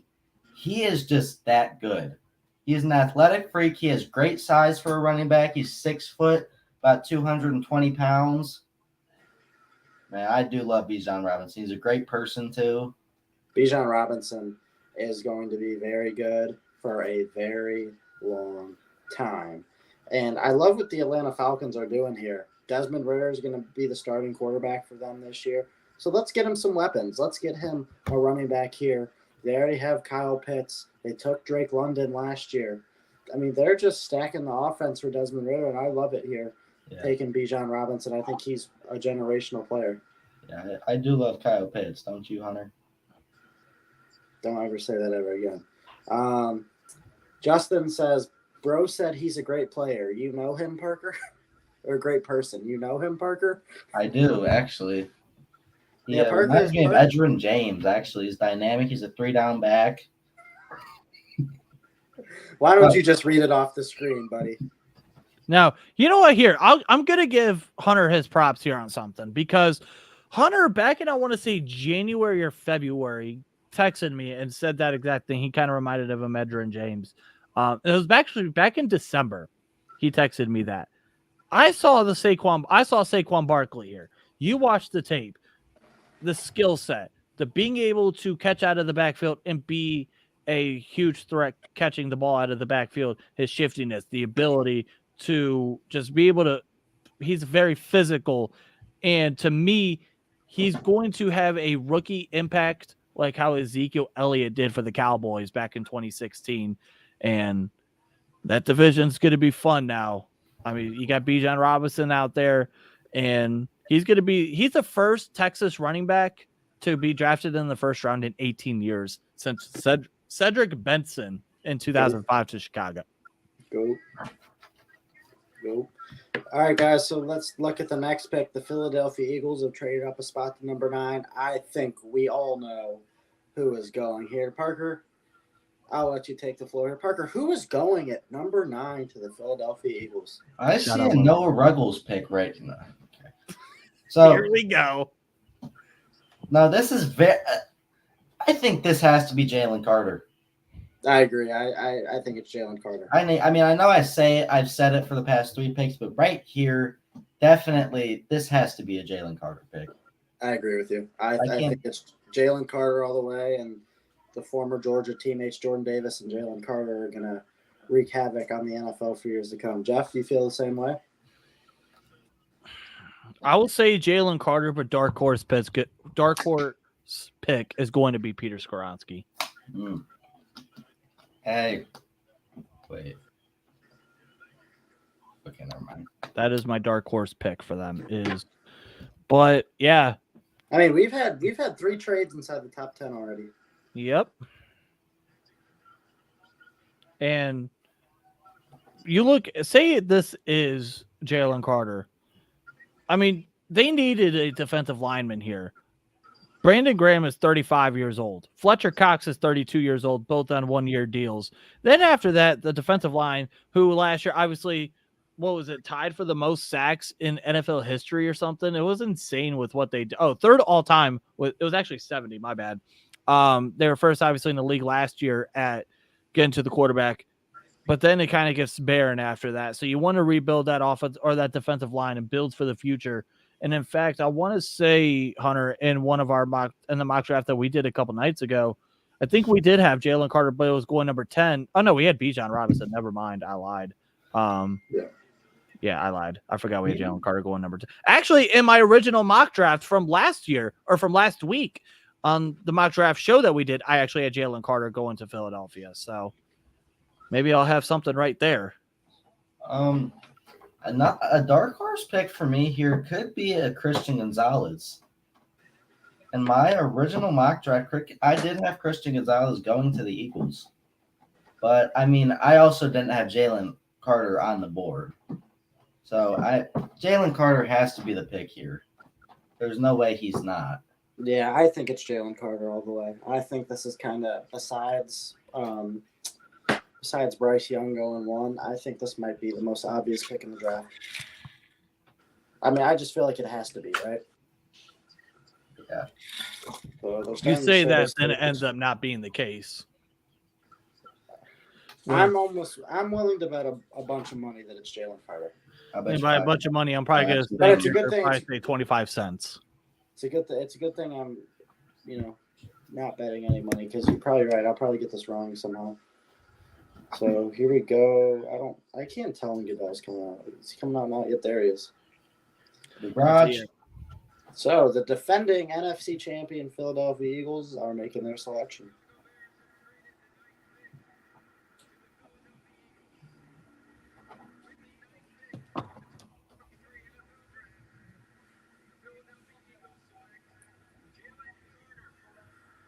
It is Jalen Carter, the Georgia D tackle. And, I mean, let's be honest here.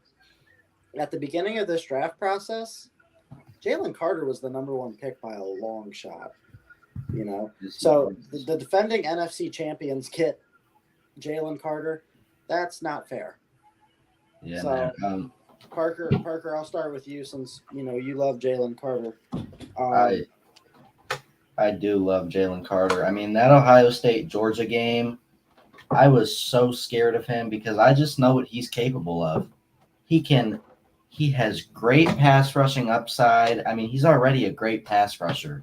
He can stuff the run. He's athletic. Man, he has everything you look for in a defensive tackle, and I do love Jalen Carter. Jeff?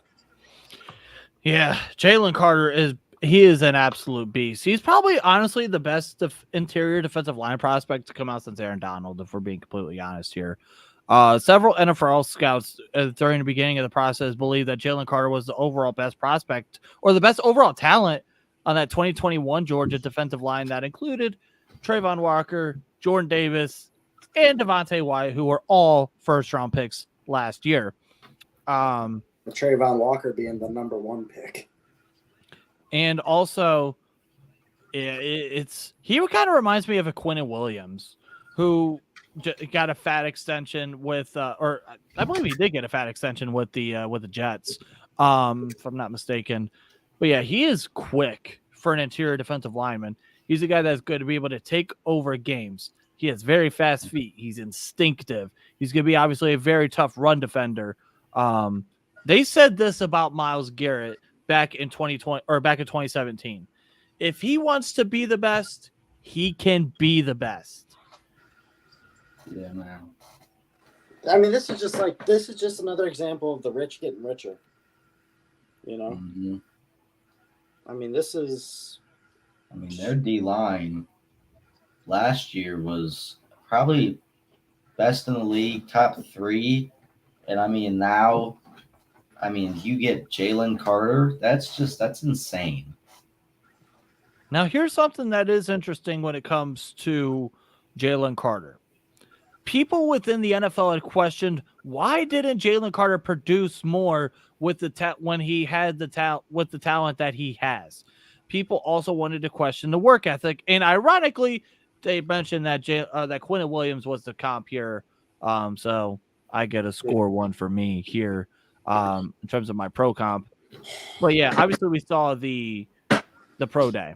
It's not Jeff, great. we're not giving out consolation picks, consolation points. Well, to me, I'm taking consolation points as much as I can. So, Who? me, myself, and Hats. I. Thanks. Anyways. Who cares? Wait a minute. Did that just show Jalen Carter playing fullback? Probably. Yes. What the?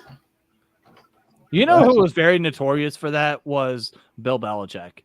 Back in the young days with Richard Seymour. That was before Parker's time. Okay, Jeff. And I was being very serious about That's a heart a attack. Justin joke. Yeah. Don't turn into Justin. Please, for the love of God, do not turn into Justin. That's the one thing we don't need. I'm not trying to turn into anyone. Dealing with one of him is already enough.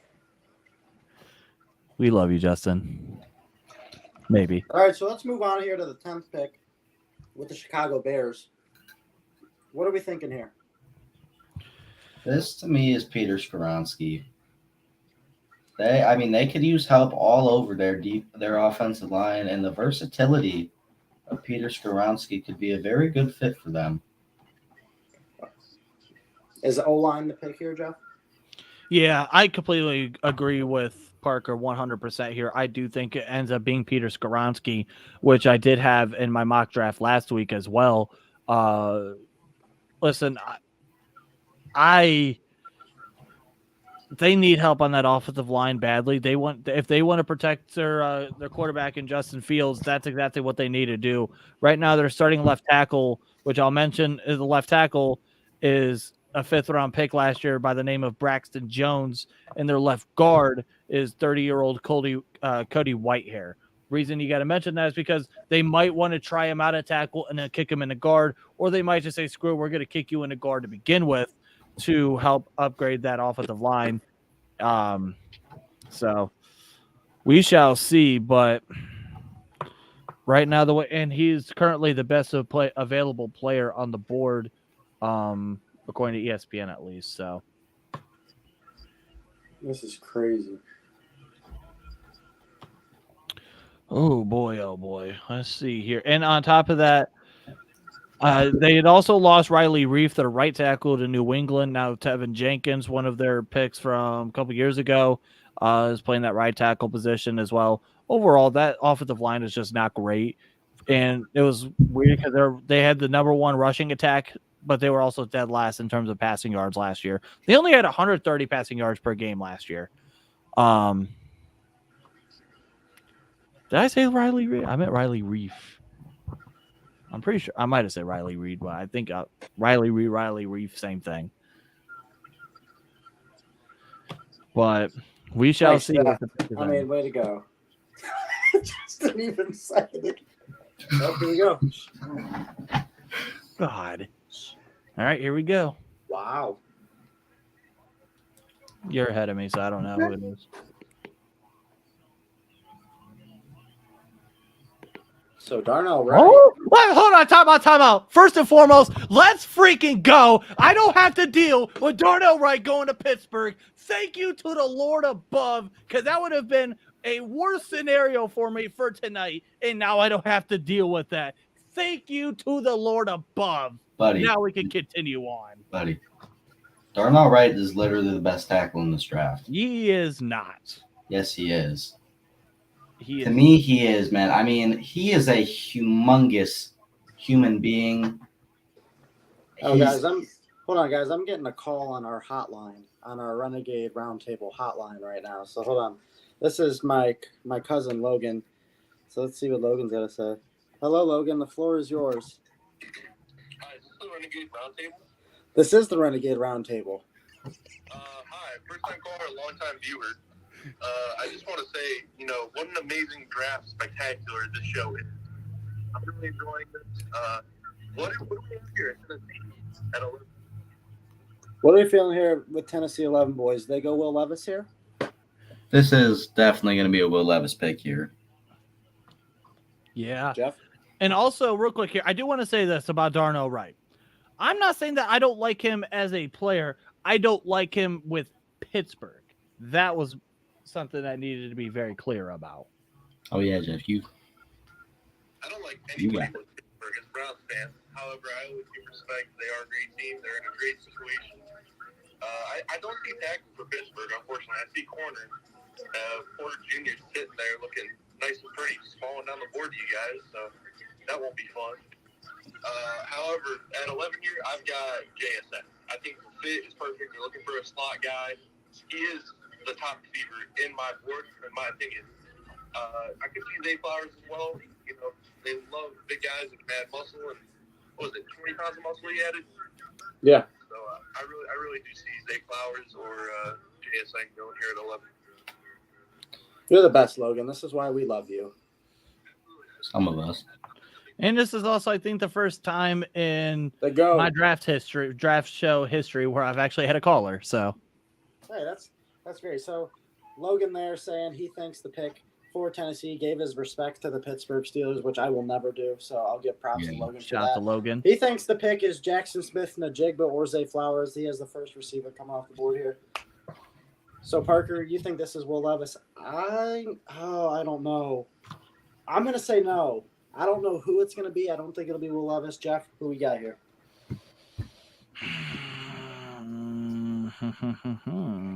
I mean, we had talked about them for a while now, trading up to get a quarterback.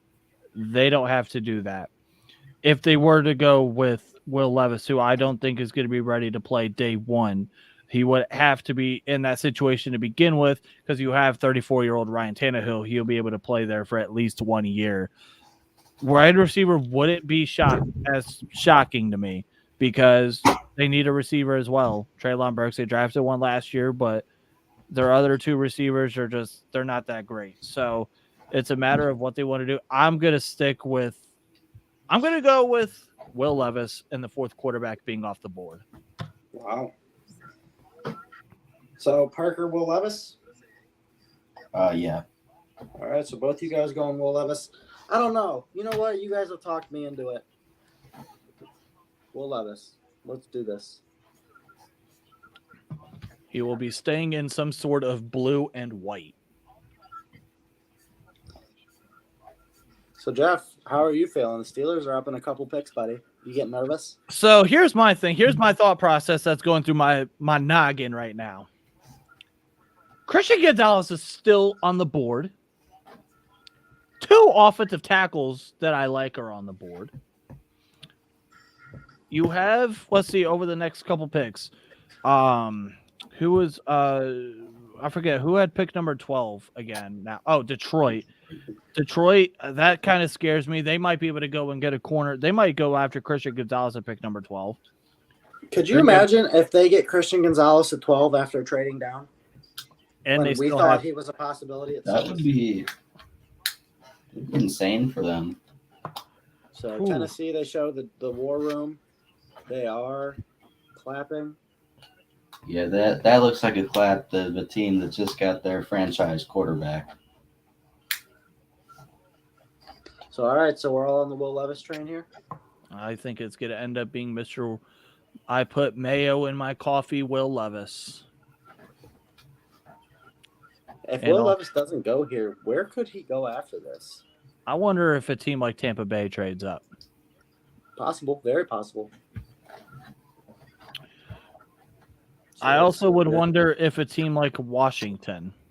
I don't know, man, because I think Washington's kind of set on Sam Howell for now. I'm just saying I would throw that as a possibility. That's fair. But yeah, Tennessee, and there was obviously the trade talks that they could have possibly been trying to trade Derrick Henry, which we shall. I mean, here's my thing. If you are Tennessee, would you try to trade Derrick Henry right now? I would. I think his decline's starting very soon, so I would try to get away from him as quick as you can. He is 29. He is, yeah, he's 29. At his usage rate and how much he carries the ball, I mean, he's got to start slowing down soon. We shall see as the pick is going to be getting ready to come in here, or they'll be getting ready to announce the pick here any seconds. They're showing some Tennessee Titans fans Titan heads. tighten up. Tighten up, baby. All right, come on, Raj. I need you to hurry the hell up. Big I don't know, Raj. what are we, an hour and a half in? We're only 11 picks in. Remember last year? I wonder how many picks we were in last year during at an hour and a half, because that draft last year went by so quick. Dude. We were definitely getting our cardio in, which is something that my big ass needs. Here we go.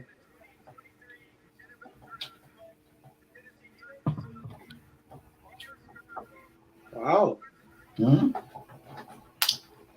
Okay, so Okay. Logan, so it was actually Cam here says Skoronski.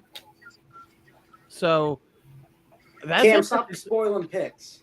I know Cam, buddy. No, I'm just playing. Yeah, Peter Skoronski here. Wow. Okay. I like it. I do too. I know I saw this comparison. It said Peter Skoronski is an average level tackle, but an all-pro guard. And I think that's very true.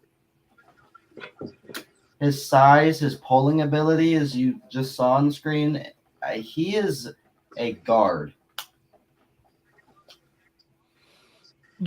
So they mentioned a couple. So they mentioned Elijah Vera Tucker as a pro comp, which I kind of like that comparison because, and also, they got their father too, Bob Skoronski as well, who did play, or his grandfather who played tackle for the Packers for 11 years in the 50s and 60s. Because of the position flexibility, which is something that I do like in players, because that's one of the reasons why I like Tristan Wirfs so much in the 2020 draft. Remember back in 2014 was Zach Martin. He was listed as a tackle. They moved him to guard. Now we all know that he's been one of the best guards in the league for a while now. And that's exactly what Peter Skoronski reminds me of. And if he could be anything like Zach Martin, then the Tennessee Titans have themselves a guy. They have themselves a stud. And I like what Parker said as well. Very good. He's very advanced when it comes to picking up those stuns. The football IQ is there. He's a pulling machine. He's a technician. He has the experience. A Big Ten offensive lineman, 33 starts in his career. Obviously, people were wondering about the arm size and arm length. Can he play left tackle for in the NFL? I don't know, but yeah. And now we have to move on to the Detroit Lions here. And Logan here in the comment says, can Green Bay go Will Levis here? And then we have a comment here that says, Ben from Bend Over 50. Love that name. It says, hello, gentlemen. I am a big fan, especially of Mr. Hunter. Who are your favorite teams? Oh, my gosh. I got to know who this is. I have a feeling I know who this is. Who? I'm not going to say it in case I'm wrong. The Browns. Big old Steeler fan here. As the who you Lions think pick it is is. already in for the Detroit Lions. So What? hold on. Jahmyr Gibbs. No.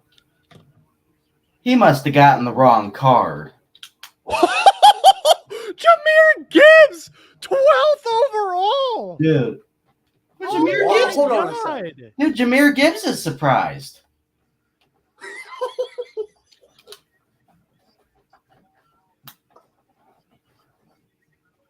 Wow. That's wow. Well, I mean, there's our first stunner, and that was fast. Wow. And here's my thing. I am a Steeler fan, and Christian Gonzalez is still on the board. Lord, please let this happen. Oh, my goodness gracious. Now, this is where I start to, the antsiness of me starts to get involved here. If you got 4 picks in front of you, and spoiler alert, Washington's taking the corner. Oh, I just love crushing dreams. I'm sorry. All I'm saying is if Pittsburgh somehow ends up with Christian Gonzalez, I'm going to be very upset. Yeah, I would be. I wonder if they try to trade up with like New England, because we know that New England is notorious for trading down. And for Bend Over 50 says, is it a Steeler hat? Yes, indeed it is. So wait, does this? I mean, this has to mean that DeAndre Swift's got to be on the move, right? They just signed David Montgomery. Yeah, that's the part that's kind of throwing me. Well, they signed David Montgomery to a 3-year deal. So their NFC North rival, the Green Bay Packers, who obviously just traded Aaron Rodgers yesterday, or 2 days. No, it was like 2 or 3 days ago. I'm sorry. All right, I'm pick here. Do they finally break the ice here and go wide receiver in the first round? Do they take Mr. Jackson Smith-Njigba? I Do wouldn't. they take Zay Flowers? Right here, I wouldn't. No, actually, I do think this will be a wide receiver. Were you going to say tight end? Yeah, I was going to say tight end. I was thinking maybe a Dalton Kincaid pick right here. But I do think this will be a receiver, and I do think this will be a Jordan Addison pick. Oh. I love Jordan Addison. I think he was a vital part to that UFC and that Caleb Williams Heisman run last year. Parker, did you see what the Browns just posted? Yeah, the Twitter? Watson thing. That was pretty cool. Yeah. So Ben here says, I grew up near Pittsburgh, huge Steeler fan. I love that hat. I am not from Pittsburgh, but it's ironic how I became a Steeler fan. So, but yeah, basically it's been 20 years now, but no one really cares as to pick us in for the Green Bay Packers. But Jahmyr Gibbs, real quick, I want to say something on him. He might be the best dual threat running back to come out since Christian McCaffrey. Yeah, definitely. Kind of gives you like a Christian McCaffrey, Alvin Kamara kind of vibe with Jahmyr Gibbs. Only 5'9", 199 pounds at the combine. Great vision. He is explosive as all get out. And he'll be able to turn little gains into explosive plays. But I do wonder, is he going to be able to be a 3-down back? And there was inconsistency with him. He would have games like with Arkansas where he had 18 carries for 206 yards, but then it would also have games like he did against Mississippi State where he would have 10 carries for 37 yards. So, and obviously pass protection for his size is not going to be the greatest thing in the world, but we'll see. But 4.36 speed, pretty fast for him. Mr. Bendover said, I grew up near Pittsburgh, huge Steelers fan, love the hat. Yeah, 100%. How did you become a Steeler fan? My great granddaddy to me, and that's how to a game. Oh, took him to a game. I was given a Ben Roethlisberger jersey from my family who are all. I'm trying to figure who is this now. Bro, I don't know, but this is just. You said my great granddaddy. This has to be someone that we know. It has to be. No, he's but no, yeah, I was given a Steeler jersey, a Ben Roethlisberger jersey his rookie year as a gift. Jeff. Huh? No one cares. Well, we literally had a viewer that asked, so yes, we do. I'm just kidding. So Logan says Gibbs makes sense for the system, but at 12 is nuts. A good replacement for Jamal Williams. Well, they signed David Montgomery to a 3-year deal. They still have DeAndre Swift, and now they draft Jahmyr Gibbs. You don't need 3 running backs. So that to me kind of makes me think that DeAndre Swift is gone.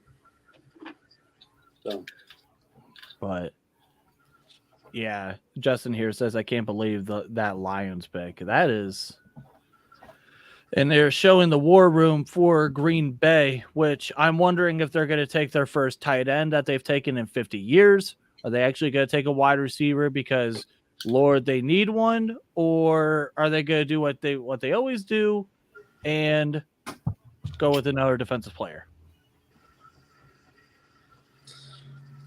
they got to go receiver here. I could see Maybe.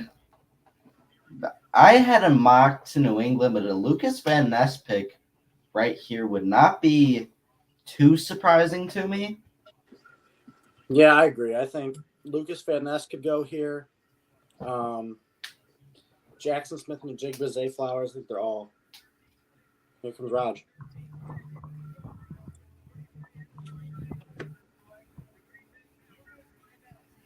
There.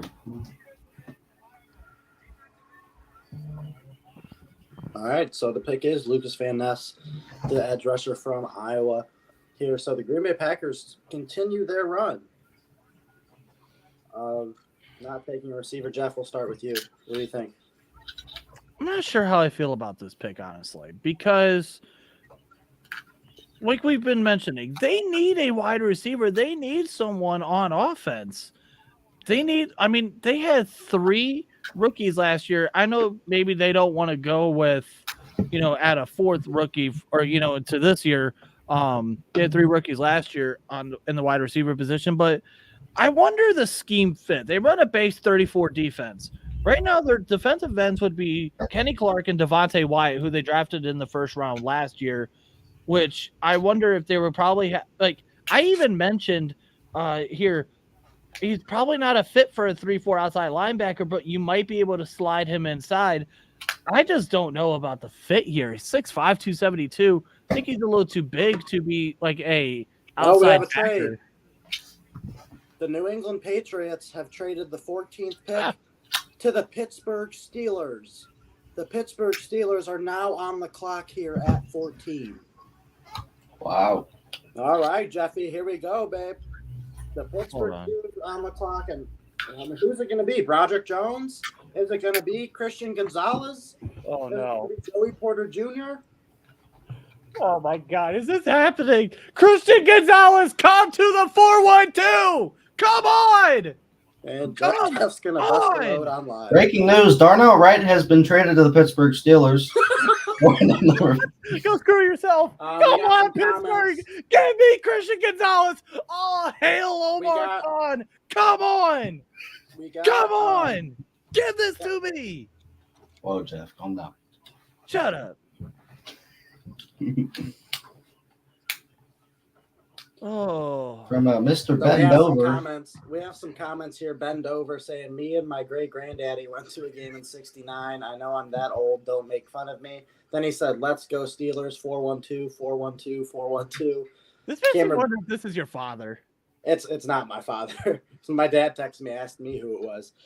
Cameron Brubaker, my guy, says, I'm excited to see what Christian Watson can do this year. I do too. I'm a big Christian Watson guy. And Logan says, I know it's early for round 2 predictions, but in my 3-round mock, I have Darnell Washington to Green Bay. That would be a very nice move for Green Bay. Underrated.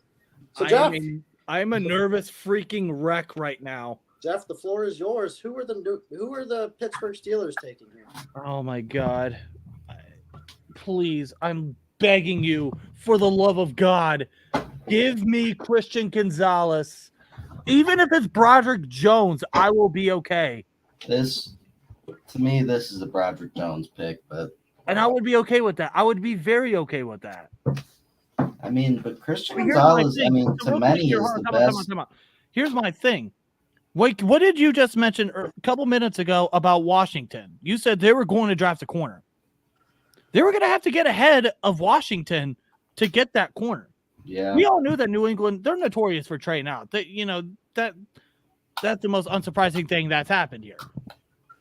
But I'm going to be sick. And to the Steelers, Noah Reckles, kicker, Ohio State. Oh, the Steelers pick is in. Jeff, final prediction. Who are the Pittsburgh Steelers taking? Oh, God. Who do you want them to pick? Christian Gonzalez. All right. Is that who you think it is? If it's Broderick Jones, I'm just as happy. My dad texted me and said it's John Michael Smith's. That's funny. That'd be way too early for him. Mm-hmm. Oh, come on. Here comes Will Levis to Pittsburgh. Oh. Loki. I wasn't prepared for this. Oh boy. Jordan Addison. Oh Very nice analysis there, bend over. God. Omar Khan, please tell me you just pulled out some more the con artist Yeah, himself. my prediction, I think the Pittsburgh Steelers go Will Levis here. I hate you sometimes. Parker, what's your prediction for this pick before Roger Goodell comes out?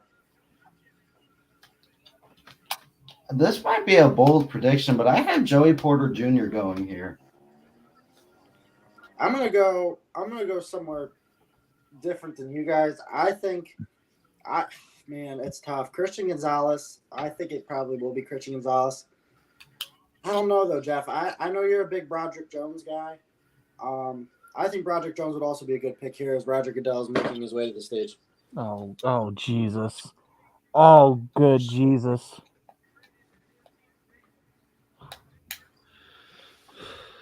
I'm covering my ears. I don't want to hear anything. I just want to see this. Oh good Jesus. Come on. Ooh, okay.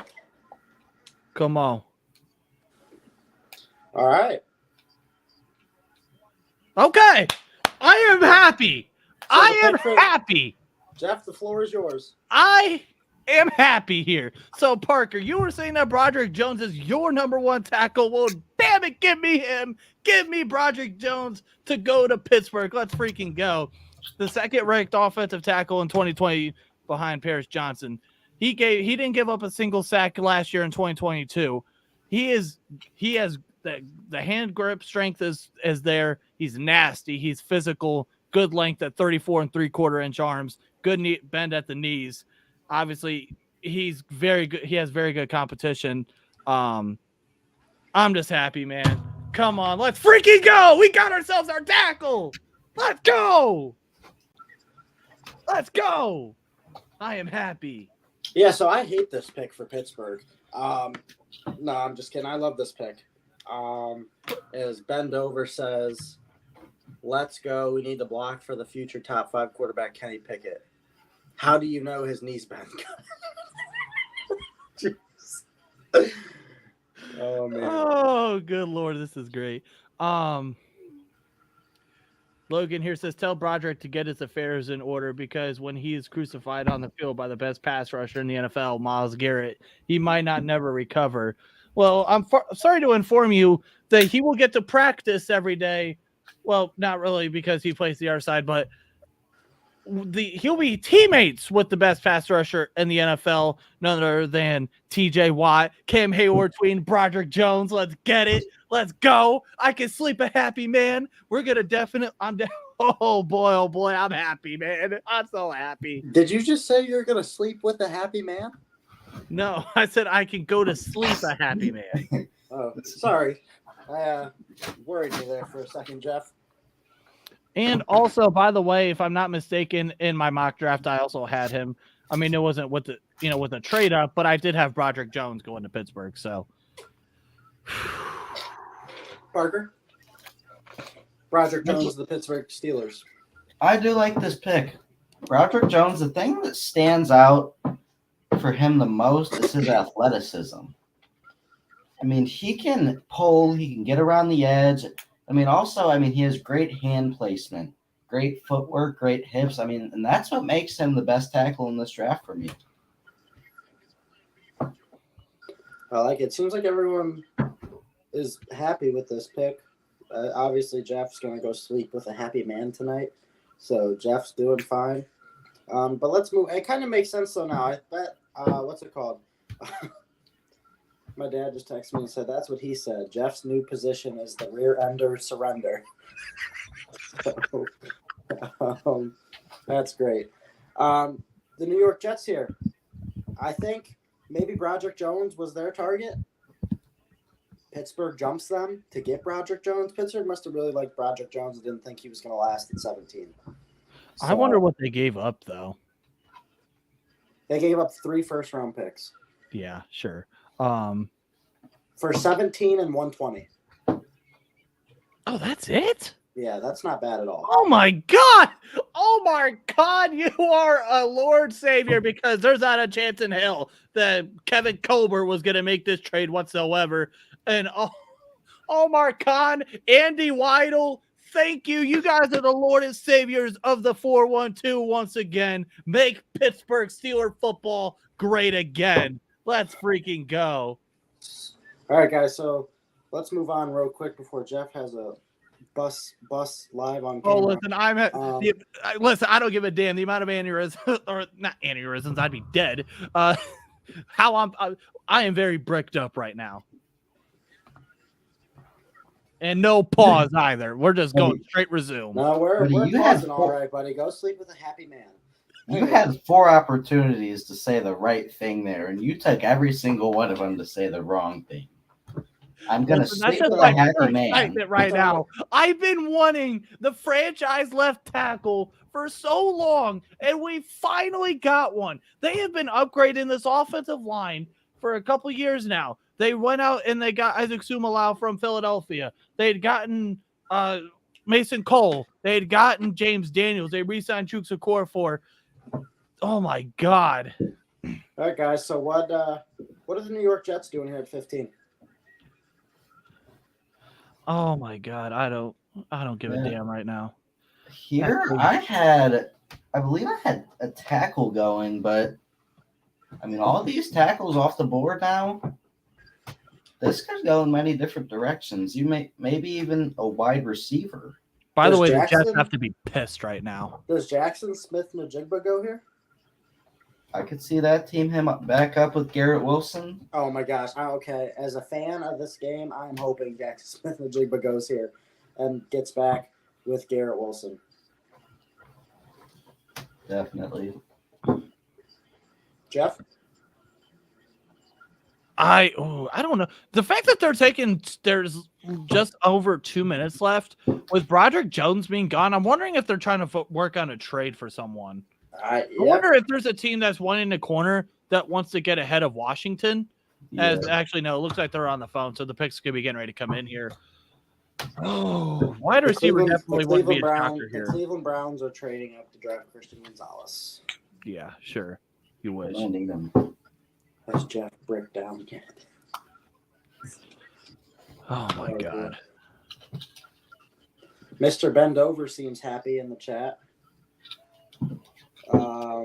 My cousin Logan said, I did notice Jeff's table and camera are a little higher now. Logan says, I think the Jets take Nolan Smith. Robert Saleh loves defense, and he's so versatile, it feels right. I don't think the scheme fit is fully there. Yeah, I agree. He is versatile, but at the same time. You know who would be a fit here? And I'm wondering because the person I'm about to say the value is weird, is Miles Murphy. Yeah. And that's also a scheme fit. Cam here says bend over and Mr. Rear. Oh man, I am. Oh. So all right, the pick is in for the Jets. Who we thinking, boys? I don't know. I don't care anymore. I think I'm going to take JSN. I think I'm going to go JSN as well. I'm just going to go with whatever you guys are going, so I'll go JSN too. Except, you know what? Well, no, I was going to say, here's my question is, what is going on with Christian Gonzalez that he's dropping like this? Yeah, that's a little alarming. Oh, my God. I just had a dream scenario coming to my head. And now, God, now we have someone with the name Mike Oxlong coming here, so now there's definitely someone trolling. Well, that's got to be the same guy because their profile pictures are the same letter. Yeah, it's the same, whoever it is. This is definitely something that Parker would do. What are you talking about? This is definitely something that Parker would do. It's not Parker, but I will say I do know who it is. Who is it? Yeah, me and Hunter both know who it is. Text me it. No, I'm not telling you. Why? Jeff, I will give you one guess of who you think it is. Literally all you have to do is use your head. Well, I'll use 3. It's either Daniel, Dom, or Parker. You literally left out the biggest one. Dom. No, you included Dom. Who's the other one in that group chat that you didn't say? I don't remember. Parker? No, it's Oh my Justin. God. Oh. Go fuck yourself, Justin. Bro, Justin, he already knew, dog. You covered. Yeah, you messed up, Justin. By trying to change your name. How you guys doing? Justin, you should have made your profile picture like an old man or something, so it would have been like more believable. Oh my God. All right, now here within the next pick or so, well, things will get somewhat back in order as Right, we have someone who's going to be making this pick for the New York Jets that is not named Roger Goodell.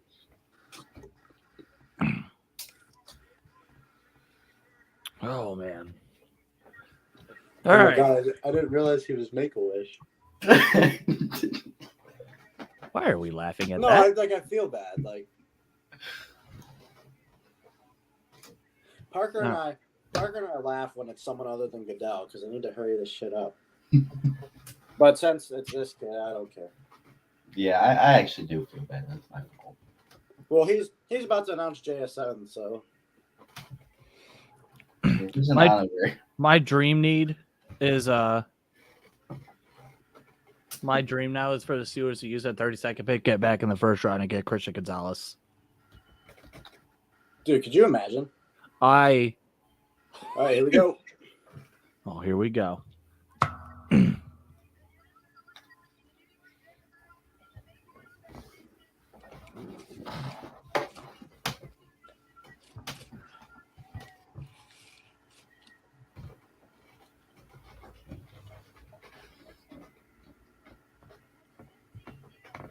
Wait, what?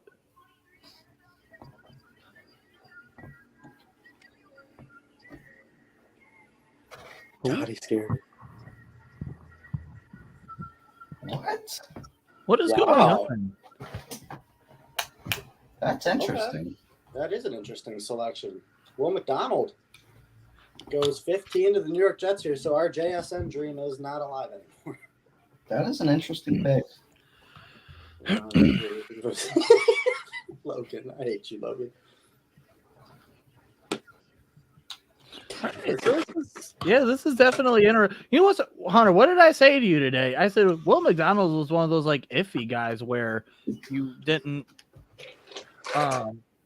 where he could go in the first round. We thought there was a good shot he might not even make it out of the first or into the second round, and clearly he goes in the middle of the first round at pick number 15 here. That's interesting. A couple of those guys that we thought were borderline first round picks: Will McDonald, Jahmyr Gibbs. Both. I mean, top 15. This draft is like, they talked about that this draft is going to be wild. Holy shit, it really has. The Washington Commanders are up here at pick 16. Who are they picking? Christian Gonzalez. Yeah. Yeah, it might be Christian Gonzalez. Which, yeah. Yeah, I would have to agree because for the longest time you would have been saying Joey Porter Jr., but then Christian Gonzalez is still there. You know what? I'm starting to wonder if Christian Gonzalez, if there's something going on with him. Like who was one of the Laramie Tunzel? No, it wasn't him. We knew so back in 2019. It was one of the at the time it was the Redskins that they had drafted someone that was late that was supposed to go top 5 or top 10. It was, I forget. Montez Sweat. Yeah. And they said that there was some injury history with him. It was like something to do with his heart. I'm wondering if something like that is going on with Christian Gonzalez because we were thinking he was going to be the first cornerback off the board within the top 7 picks. We're at pick number 16 and he's still available. So whoever gets him at this point, that is huge value. I wonder if this is a similar situation to a couple years ago with Caleb Farley, the corner that was taken by the Tennessee Titans. Yep. Caleb Farley was a projected top 10, top 15 pick until his injury history came out. Montez Sweat had a heart condition too. Yeah. Yeah, he didn't have character issues, Logan. He had Montez Sweat had a heart condition too. But yeah, I mean, Caleb Farley was another guy a corner who was talent-wise was a top 10, 15 pick. Due to injury concerns, ended up getting drafted by Tennessee in the mid-20s. So maybe this is something else going on with Christian Gonzalez. I don't know. This is kind of weird to me. I also would say dark horse pick for them. If they don't, for some reason, go with Joey Porter Jr., even Christian Gonzalez, watch out for Deontay Banks or fucking Emmanuel Forbes or some shit. I don't know. Those are the next four corners. One of those four are going. So we shall see. But they're going to commercial break. They need to hurry this shit up. We're 2 hours in and we're on pace to be done at like midnight Eastern time. Well, that's fine. My bedtime is 10:30, so I'll be getting off here in a little bit. Okay. Mine's 10:05. Good night, Parker. Good night, guys.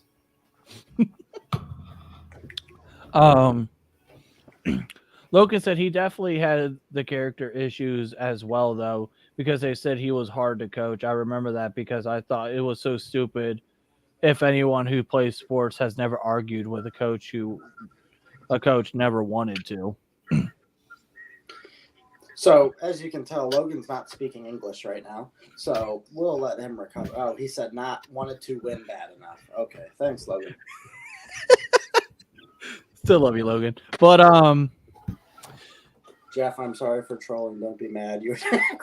I remember that because I thought it was. That was from Mike Oxlong.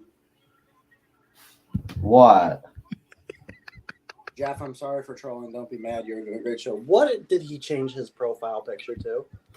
I don't know. I'm afraid to look. Oh, no.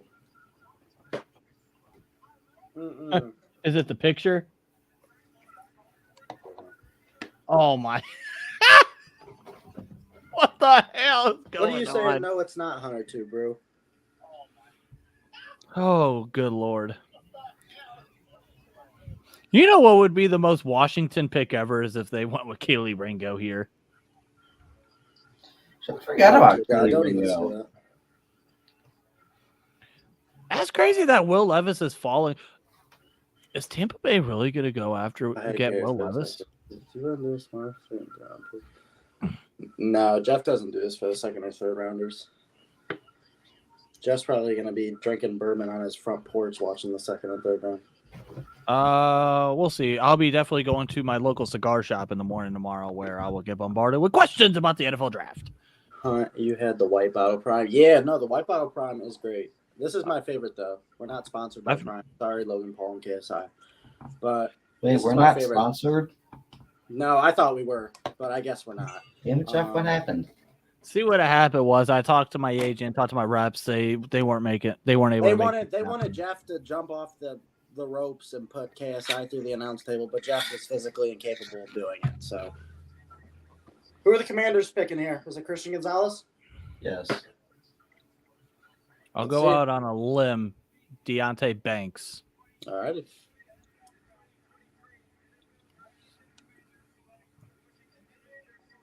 Ooh. All righty. Emmanuel Forbes is the pick here. Whoa. So, okay.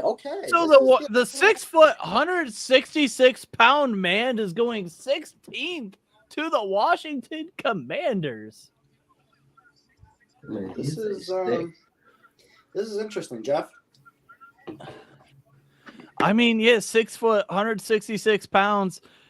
Had 6 interceptions last year, 10 pass breakups. He has had 14 interceptions through 3 years. Also had 6 interceptions returned for touchdowns across his 3 years in college football. That is the most in FBS history.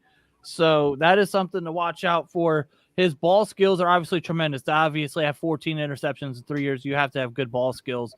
World-class speed at 4.35. He's going to be able to make big plays, but obviously the size is an issue, and he's not going to be able to play press man very well. Bigger receivers are just going to have a feast with him, but he is a willing tackler.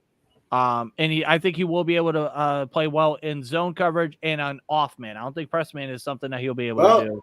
The New England Patriots pick is in already. Jeez. Oh God! Don't tell me they're taking Christian Gonzalez. Here comes some 5th round offensive guard that nobody's ever heard of. Go fuck yourself, Parker. Some guy in the chat named Porker Osborne said Jeff knows about having good ball skills. I'm guessing Justin's trolling again. Is that Hasbullah? Yes. What the hell is going on at this point? Oh. Porker Osborne is hilarious. That's definitely Justin. He's the only one that calls Parker Porker. Here comes Roger Goodell, pick 17. We think it's Christian Gonzalez here? If it ain't, holy shit. Yeah, I'm going to say Christian Gonzalez here. Parker? What? Nothing, never mind. Joey Porter. Finally. Yep. Took him long enough. So Christian Gonzalez goes 17. His slide finally ends. So this is interesting, okay? So Christian Gonzalez, who we all thought was going to be a top 7 pick at worst, ends up falling to 17 to the New England Patriots. Interesting. I'm sure I don't get it. I mean, obviously, this is a hell of a pickup for the New England Patriots, trading back 3 spots, picking up an extra pick, and still getting probably the guy they wanted. This is interesting. I mean, Christian Gonzalez, he is very good. 6'1", 197 at the combine, 4.38 40 time, 41.5-inch vertical. He's going to be a very good man corner. He prevents separation. He's very instinctive, obviously very fast. You're going to be able to leave him on an island, Gonzalez Island. That was very corny, but you know what? Whatever. We'll keep it that way.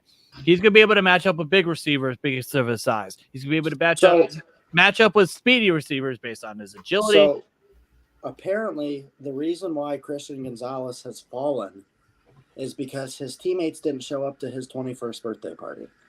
That's very interesting to know. I'm also upset I didn't get to finish watching the movie earlier. So, what movie? Draft Day. What does Draft Day have to do with this? Shut the hell up. Shut up. Shut up. You know what is interesting, though, about Christian Gonzalez is he actually nearly quit football in high school because the coaches had placed him on JV saying that he wasn't strong in the weight room. But then he decided to stick with it, eventually accepted an offer to Colorado. 2 years later, transfers to Oregon, and now he is the first corner taken from Oregon in the last 27 years. So call hand. He says they say that they remind him of Marshawn Lattimore here. He kind of reminds me of Aqib Talib.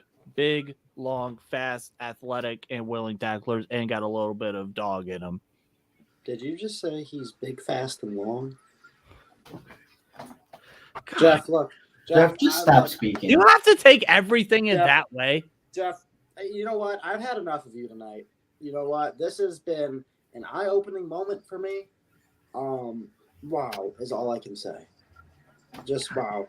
You guys are awful.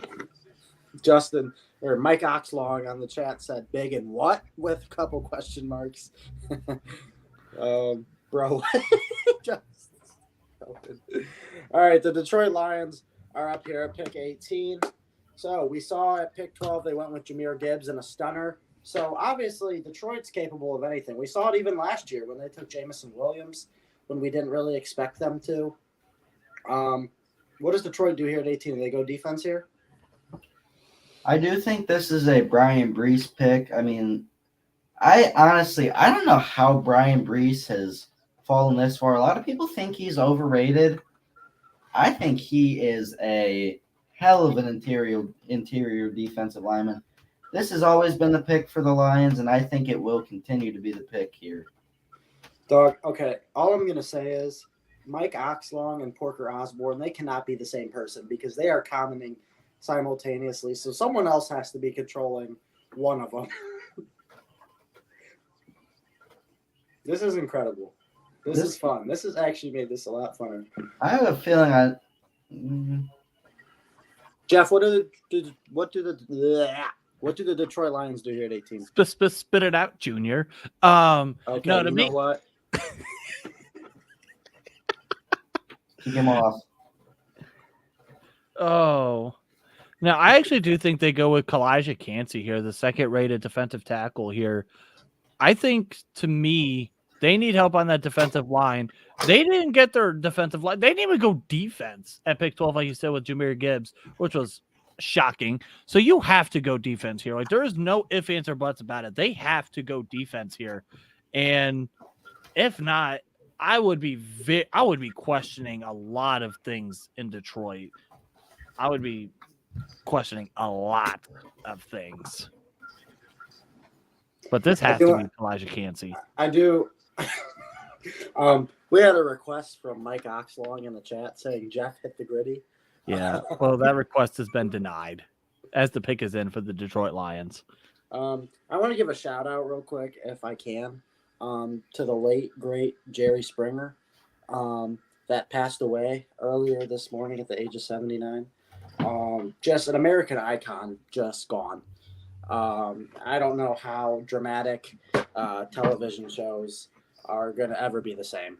So my favorite Jerry Springer show was when he was in Austin Powers and Dr. Evil assaulted him on camera. That was my favorite.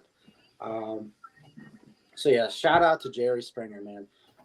Parker, Jeff, if we could do a quick Jerry. All right, see, we're good. Oh, you're just having. Bro, okay. First off, I was not laughing at a Make-A-Wish kid. That is not true. Don't do that to me. And I'm not laughing at Jerry Springer. I was actually a Jerry Springer fan, especially for the role he played in Austin Powers. So. Get in my belly. That's Fat Bastard, not Jerry Springer. Get in my belly. Thanks, Hunter. I think I knew that. No, I was just messing with you. Welcome to the Renegade Roundtable Draft Show, where things are just going all hell.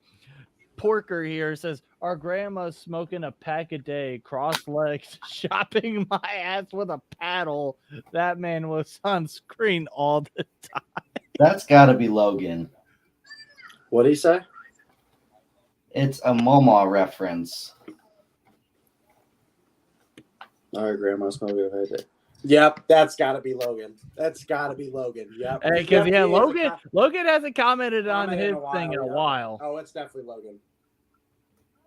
Yeah, because that was a straight Momo reference. You know what's funny, Logan, is earlier today when I saw that Jerry Springer had passed, Momo was the first person I thought of because when we would go over there, she would be watching it all the time. So she was the first person I thought of.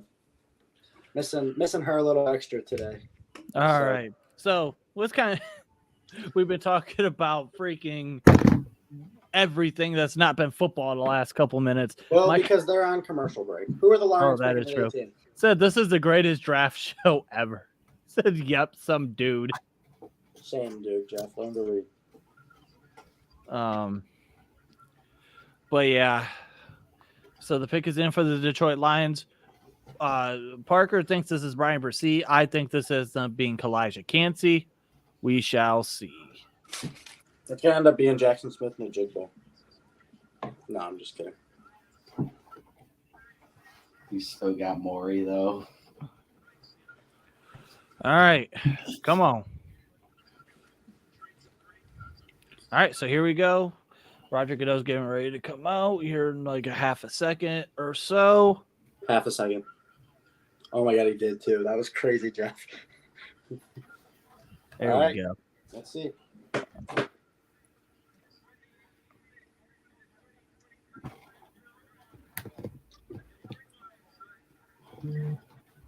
All right, come on. Oh. Okay. So the pick here is Jack Campbell. If you would have told me earlier today that with their 2 first-round picks, the Detroit Lions were taking Jack Campbell and Jahmyr Gibbs, I would have smacked you in the face. I just slapped myself in the face because what the hell is going on? Jeff, that was a hard slap to yourself, too. Are you okay? Yeah, Jeff, you didn't know. deserve that. But talk about Jack Campbell, I guess 6'5", 249 at the combine. He reminds me of a not as advanced Luke Kuechly.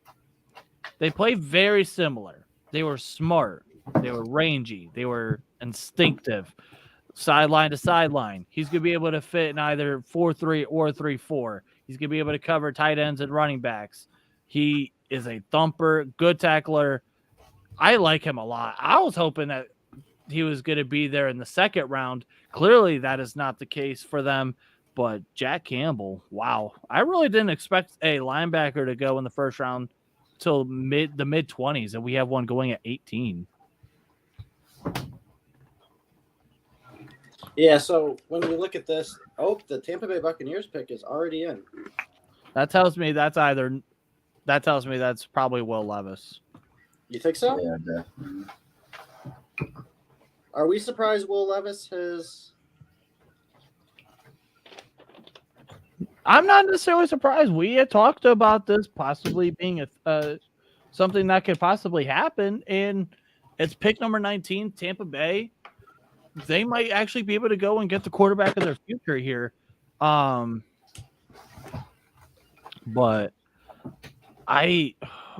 you look at Tampa Bay, though, if it's not a quarterback, the top 3 offensive tackles are off the board. Even Darnell Wright he's been off the board.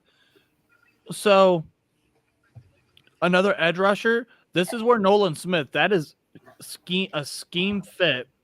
But this is going to end up being either Nolan Smith or Nolan Smith or Will Levis. And the fact that they're showing Will Levis and he does not look that happy makes me not. Oh, this is going to be fun. So Will Levis, I mean, is there a way Will Levis falls to Minnesota here? And Minnesota ends up taking him? Imagine if they took it. Imagine if they took Hendon Hooker. That would be hilarious. As we get in the comments, my friend Des saying Cavs in Cancun. Well, you are down 3-2 to the Lakers. That's all right, Des. After tomorrow night, Memphis will be there with us. Was Des rooting for Memphis? Yeah, Des is a big Memphis guy. Or is he more of a big John Morant guy? Both, but he's a big Memphis guy. He's a bandwagon. See, Des, Parker ain't gonna let you live it down. Logan here says, I see Jordan Addison to Seattle and Chargers take either Jalen Hyatt or Flowers. Jay is not really a fit for either of those. We haven't had a receiver taken yet. Which is... Here we go. All right, come on. Oh. Ooh. So Kalijah Cansey is off the board here. He goes to the... Wow. So the Pitt Panther goes to... Yes, Justin. Dez is the dude who was with us at your apartment. Justin, Dez is the dude that went to the Guardians game with us last year. When you were heckling Tim Anderson and Yohan Moncada. Now we have another guy, Bo Nair. I mean, what is this? This is unbelievable. Oh my God, this is... Well, as we have all kinds of different characters coming into the chat here, I do want to talk about Kalijah Cansey here, 6'1", 281 at the combine. Ran a 4.6, 840, which is funny, or 4.6, 740, which is funny because Aaron Donald, the last time that the Pitt Panthers had a defensive tackle go in the first round, ran a 4.68. And like I said, first defensive tackle selected in the first round since Aaron Donald. Now, I'm not going to say he's going to be Aaron Donald because that is a very hard thing to do. But a comparison that I saw, and I know in the first mock draft show I kind of got made fun of, but you know what? Whatever, I'll stick with it. In a way, kind of reminds me of John Randall. John Randall was undersized as a defensive tackle. I like that. Yeah, they were undersized as a defensive tackle. Both were fast, identical in size. Both were quick pass rushers. And it just makes you reminisce how much of a beast that John Randall was. Yeah. And you wonder if Kalijah Kancey can replicate that here in 2023 and beyond. I don't know if Dez is still watching. Dez, if you are, can you keep me updated on the Hawks Celtics game? I've been following it kind of so far, but I kind of get sidetracked with this. So yeah, well, the NBA is overrated anyway. I mean, so. here you go. So all right, so Seattle's up here at 20. Is the first wide receiver get taken off the board here? If it's not, this is going to end up being very shocking because Seattle, they get their corner and Devin Witherspoon, which was a little bit shocking, but I think kind of like that because they go and they help out that defense in the back end. Now they could go after, if they want a receiver, the world is your oyster. Every wide receiver is available, whether it's I know this is so insane to me. Like, in a year that we always every year, the last 3 years, we've had a shit ton of wide receivers come off the board and always make it, this wide receiver class is so deep. This year, it's not so much. And we're at pick 20 and a receiver has not been taken yet. This is insane. Yeah. And then Bo Nurse says 104, 10 minutes are left in the fourth quarter. Hunty. Bro, I want to know who this is now, too. This is incredible. Like, so many different people are just kind of fun. I can't wait till the next one comes in. I can only imagine. Parker, what are you thinking for Seattle here? I'm thinking of Brian Brees. Oh, here he's gonna do this now. He's gonna pick Brian Bresee until he gets selected. Or I just think he's gonna go there. Nah, I know how Parker operates. Yeah. Odell tweeted, "These receivers got to be coming off the board soon, huh?" I swear, if JSN goes to Baltimore, I'm throwing everything. I don't like Jackson Smith and Jigba really either. I think he's a wuss. Oh, here you go. You and Justin. Back in my day, back in a fourth grade football, I gotta use the bathroom. I played through 3 torn ACLs. Oh, good Lord. Death, tax. There's 4 guarantees in life. Death, taxes, Parker trying to troll something, and Hunter having to use the bathroom during the draft show. Well, I can't because my roommate locked my door. So. Good. Mike Oxlong, who I think is just, says JSN is so soft.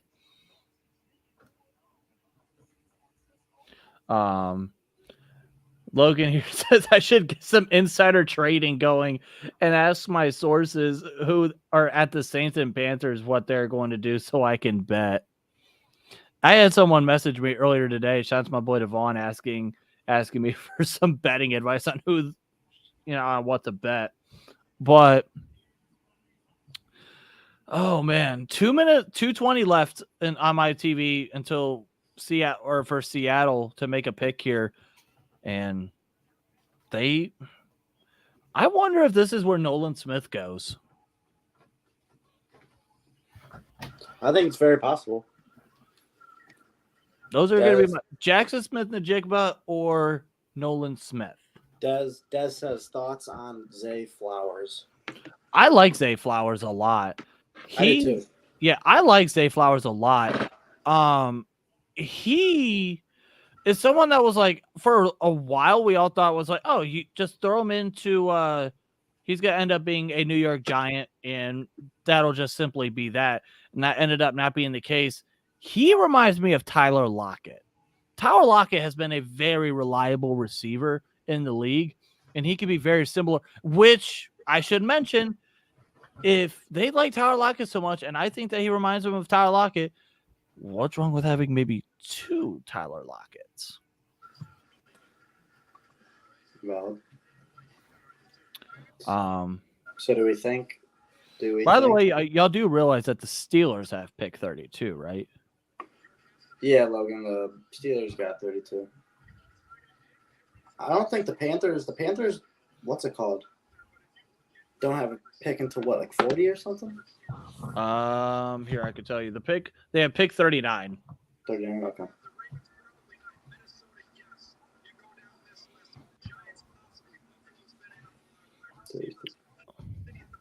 No, 39, Logan. You're still wrong, dude. Yeah. Third time's the charm. Oh, after shit. Seattle, 34. after Seattle picks here, I'm gonna go use the men's room. So we have 23 seconds. Okay, there we go. I was gonna say the pick is in. So that makes me wonder if they were trying to trade down and they couldn't get something, so they just had to make their own pick here. I know. I'm kind of. So, oh boy, yeah, it's going to end up being one of the two receivers, Zay Flowers or Jackson Smith-Njigba or Nolan Smith. Those are going to be my three picks that I think this ends up being. I know. I'm kind of curious. This is quite obviously Brian Breesy. You guys don't know ball. I've been watching more. I've been watching ball longer than you've been alive. Okay, Justin, calm down. What did he say? He said, I don't know ball. And I said, I've been watching football longer than he's been alive. Right, I have a weird feeling that the Chiefs are going to trade up for one of these receivers. I don't think they'll have to. Hawks up 1, 6 4. I don't know. Who's the pick here, guys? Who are we thinking? Brian Breesy. I think the first receiver goes off the board here. Yeah. I think it's going to be our guy. I think Jackson Smith-Njigba is going to be the pick. Very well could be. So, could it be the third member of the Ohio State Buckeyes? Who do you think it's going to be, Jeff? Oh, I'll stick. Ooh, I don't know. I'll stick with JSN.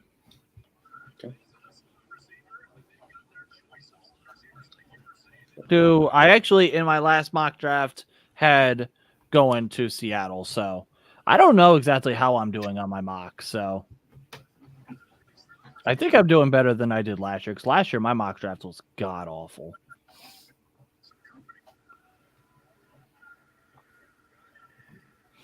All right. So, what the hell? Oh, so we got a bunch of, looks like high schoolers.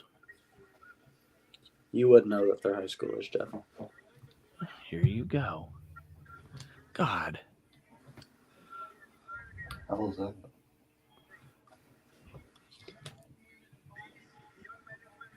And who's number 9? Browns could use an edge rusher, buddy.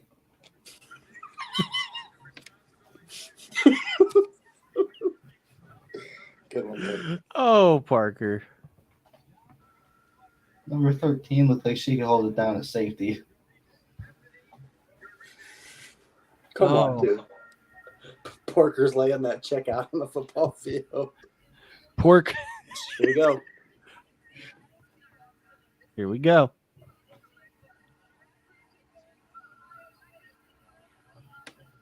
Jackson what and Njigba?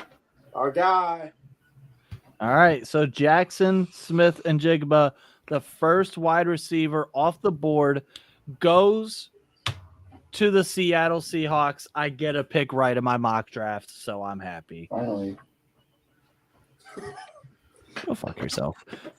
So Jackson Smith-Njigba, 6'1", 196 at the combine. People were a little worried, might have been a little bit worried about that 4.5 40, but to be honest, you shouldn't. He's in 2021. Let's go back to the 2021 season because we all know he didn't play much in 2022. 95 receptions, which was 5th most in Big Ten history. 1,606 yards. We don't have to remind you about the Rose Bowl game. That was insane. Broke the Big Ten record for receiving yards in 2021. We also know that his brother Cannon Smith-Njigba plays for the Pirates, who, by the way, won today, raised the Jolly Roger. Pirates suck. And now Ohio State wide receiver coach wide receiver coach for Jackson Smith and Jigba, Brian Hartline, said, quote, "You are bad at your job if you're an NFL scout and can't figure out that Jackson Smith and Jigba is wide receiver 1 in his class." Ends up being the case. He reminds me of Jarvis Landry. The guy that Jarvis Landry was he was high volume and receptions kind of guy. And I think that's exactly what Jackson Smith and Jigba will be, pairing outside of Tyler Lockett and DK Metcalf. That is a nice. I like that a lot. Definitely the thing that kind of confuses me isn't Tyler Lockett a slot receiver? He can be, but I think he could also play the outside if needed. Okay, I was going to say, because Smith and Jigba is going to be most productive in the slot. Yes, so I'll be interested to see how Lockett on the outside works out. And in my Cox long sense, I'm just happy the Ravens didn't get him, which, yes, I do agree. Yeah, me too. Very happy. Ratio. Yeah. JSN, has very good hands, good route runner. He's going to be able to get open from different releases in different ways. Great body control. Technique is there. My friend Day, he's a big Seahawks fan. Just texted me the handshake emoji with JSN going there. So I love this pick, man. I love JSN. Tell Day that I said, yeah, I also love that pick for him. Logan here says, as a friend of Jarvis Landry, I'd have to agree. I have JSN more as a way faster and higher football IQ Jacoby Myers. Well, I say you're wrong. Logan, didn't you play COD with Jarvis Landry one time? Don't get Jeff started, please. No, I knew you were going to go there, too. That's why I wasn't going to say anything. Oh my God. Now let's move on to the LA Chargers, so I wonder if this is where we get our run of wide receivers starting to go here, because the Chargers, they need a receiver. First one is off the board here. I want to say it was Logan. So Logan earlier said, I got Flowers or Porter or Brian Bresee here to the Chargers. They need a receiver, but I think they need someone like a Zay Flowers, because right now the two riders, they have Keenan Allen, Mike Williams. Those are, just the bigger receivers, but not someone that's going to be able to take the top off the defense in terms of speed. And that's where someone like Zay Flowers would be able to come into play, or even a Jordan Addison, they would come into play. You stick them in the slot, and that just gives another explosive weapon to Justin Herbert to try to fix that, or try to make that offense even better. Right. Yeah, to me here, this is a Jordan Addison pick. As I said earlier, I do love Jordan Addison, and I think he would. Yeah, Dez. I forgot. Dez is a big Chargers fan, so this is his squad right here. We'll see. This is exciting. So you were saying, Dez, you would rather have Addison over Flowers? Yeah. Yep, that's what I was going to ask him too. Because me personally, I think I would rather have Zay Flowers over Addison. That's just me personally. Do we think for sure that a receiver's coming here? You look at some of their other needs. They need a defensive tackle. Maybe tight end. Has it a tight end? Yeah, tight end hasn't gone off the board yet, which is interesting. No, I don't. Well, no, maybe. I mean, that would be Gerald Everett is going to be a free agent at the end of the year. Defensive tackle is another need. No, the two top defensive tackles are gone. Outside linebacker, no, unless they want to go with Nolan Smith, which would be interesting. I've heard of them, but I've never seen one even went to the Brown Chargers game this year. I saw like two Herbert. Well, probably one of the two guys was Dez, because Dez was there wearing a Justin Herbert jersey. So, you know what? I think my favorite pick for the Chargers would actually be Nolan Smith. Mine would be Brian Bresee. So I'm gonna go with either Nolan Smith or Zay Flowers. Those are gonna be my two picks. This is fun. This is very, very fun. The Chargers would. It would be the most Chargers thing ever for them. You know, we're talking about they need a slot receiver, go with someone smaller, and then they go with Quentin Johnston. Like, that would be such a Charger thing for them to do. Let's see who they go with here.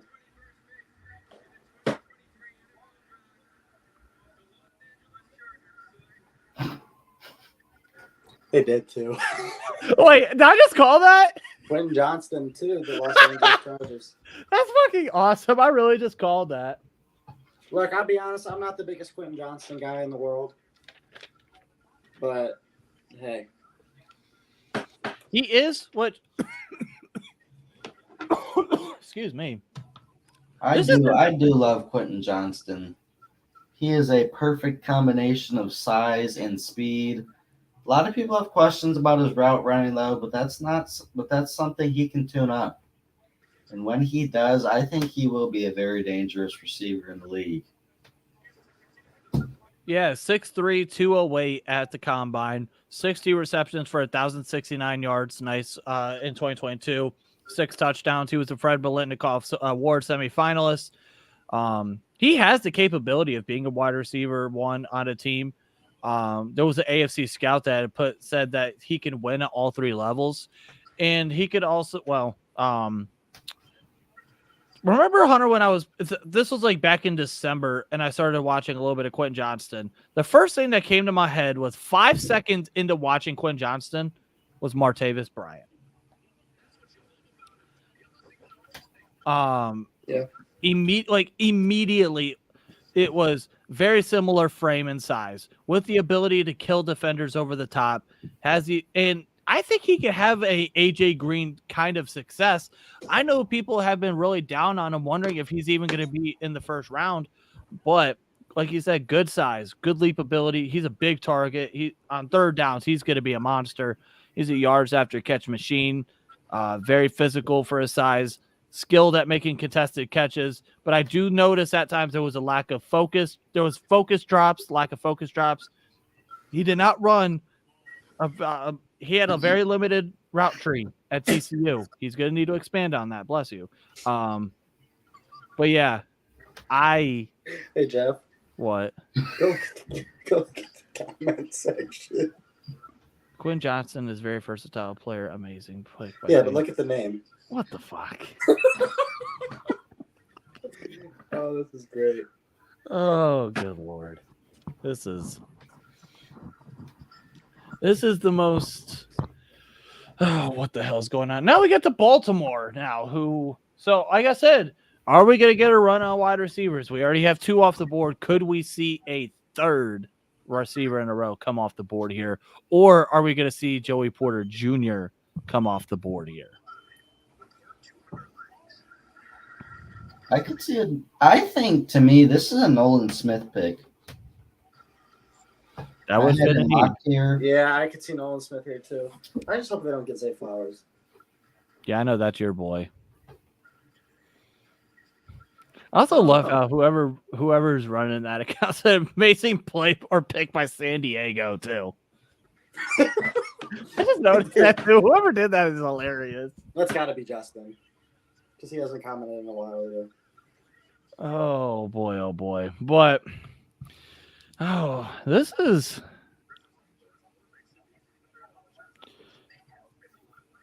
So here's one thing that's interesting. Nolan Smith was someone that he ran very well at the combine, and then people are saying, "Oh, he's going to go higher than people expect." We're at pick number 22, and he's still off the board, and he's still available. Yep. Will Levis still being on the board. Now, I think Baltimore could go after Will Levis. I'm just kidding. Obviously, like we mentioned earlier with the big news, 5 years, $260 million with $185 million guaranteed going to Lamar Jackson. So he about to go next. Will Levis is in Minnesota. Imagine if somehow, some way, Will Levis fell out of the first round. Like, imagine. William Levis is still available. I don't think I've ever heard someone call him William. William Levis. That's actually pretty fun. Will the Thrill. God, I remember him coming into that game against Penn State. Oh, God. Now we have another one. So Mike Hunt, 69, says, how's it going or how's it hanging tonight, gentlemen? And then Logan here says, that wouldn't surprise me if he falls out of the first. Des here says, Celtics up 8 with 2 minutes left. Yeah, that's over. Someone says, I wish the Steelers would have signed Lamar. This is great. Like, this is actually great. I love this. This is awesome. People are just making I'll say, burners. whoever this is, please keep going because this is fucking hilarious. Oh, man. My back is starting to hurt. Holy shit. And I'm not even going to make a carrying joke either. This is like, there's a few traditions that happen with the draft show every year. Hunter always having to leave to go use the bathroom, and then my back killing me in the same exact spot every single year for the last 5 years. But, all right, so Baltimore has less than a minute left, or less than 2 minutes left, I apologize. So are we thinking, so they need a receiver. Obviously, this is where someone like a Zay Flowers could go into play, or Jordan Addison. They need a corner. Joey Porter Jr. is there. Imagine, oh, man, the storylines when Pittsburgh and Baltimore play there is going to be incredible. They could go with an edge guy, again, Nolan Smith. So we shall see. We shall see. This is fun. All right, boys, what are we thinking? Well, here I think we see a Noah Ruggles selection. Love Noah. Sadly, I think it's going to be Zay Flowers. I do too. I'm sticking with my gut. I'm going with Zay Flowers here. And we're going to hate it. Oh, I think the Steelers should draft Stetson Bennett. I agree. This is great. Oh, boy. Oh, boy. All right, so the pick is in. So, Parker, who do you think? This is going to be Nolan Smith. All right, so you're going with Nolan Smith. Me and Hunter are going to go with Zay Flowers. And everyone in the Baltimore war room is hugging and everything, so they're obviously excited about this pick. We shall see, as Roger Goodell will be coming up to the podium here momentarily to announce the pick here. Logan says, I think the Ravens love Addison more. We will see. I'm still going to go with my gut and go. It's also crazy that the tight ends, none of the tight ends have come off the board yet. Yeah. I agree. They love some size on their guys, just like Jeff. Thick. What in the hell is going on? Here comes Raj. God, I hate how you're like a couple seconds ahead of me. All right, come on.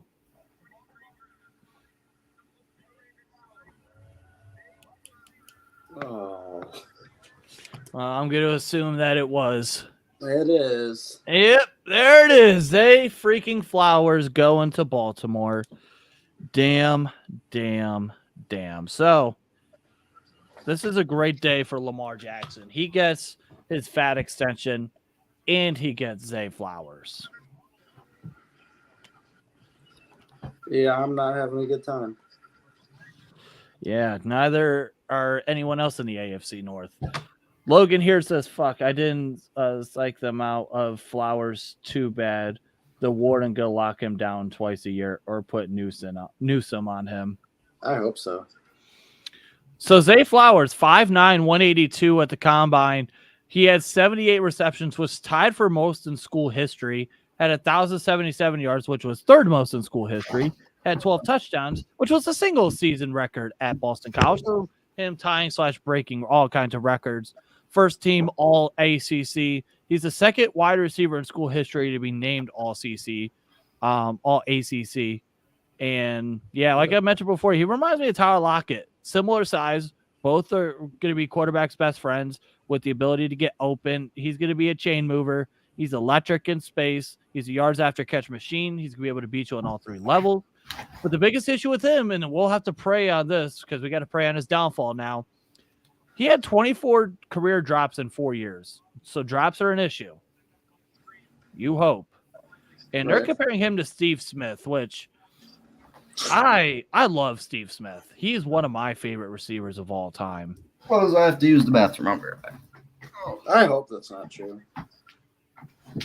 But yeah, Hunter, I'll let you take it away here because I know this is one of your boys. Yeah, I like Zay Flowers. I see when you look at Zay Flowers, I think, obviously he's not going to walk in and be that. But when you look at him, you see a lot of Antonio Brown. To me, that's what I saw. The quick and fluid movements. Not many small guys the size of Zay Flowers can play on the outside like he does. Those are more slot guys. But, man, Zay Flowers, athletic freak. I love this pick for Baltimore. I do. And, they come out and make a statement. You get Lamar Jackson paid today. You come in the first round, you pick a receiver. You get him some help. So now I wonder if, say, for an example, the Chargers didn't take Quentin Johnston. I wonder if they would have still taken Zay Flowers or if they would have went with Quentin Johnston there, because I felt like a bigger receiver like a Quentin Johnston would have been heaven for Lamar Jackson. Yeah, I agree with you. I think because Quentin Johnston is like the first outside, like he was the best outside receiver that there was in this class. And some of the other like outside receivers, like to me, the next highest would have been probably Jalen Hyatt. And I don't know if they're like, this would be a little bit high for Jalen Hyatt. So, but I mean, like you said, Zay Flowers is explosive as all get out. Man, just watching his video right now. Oh man, listen, Steve Smith was one of my favorite receivers of all time.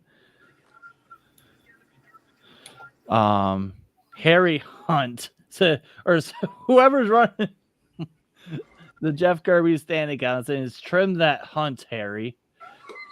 And then Harry Hunt is saying Jeffrey. And I'm saying it that way because I think I know who that one is. Seriously? And then Cameron Brewbreaker says, yes, Harry.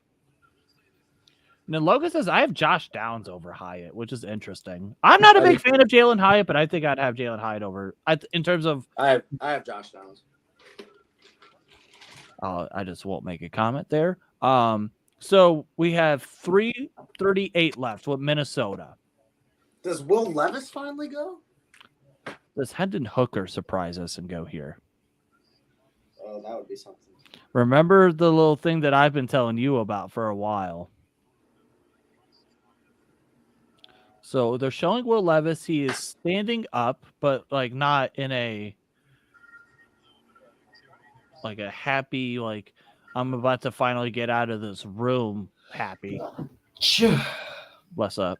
All right, so you move on to Minnesota here. Obviously, they need a corner.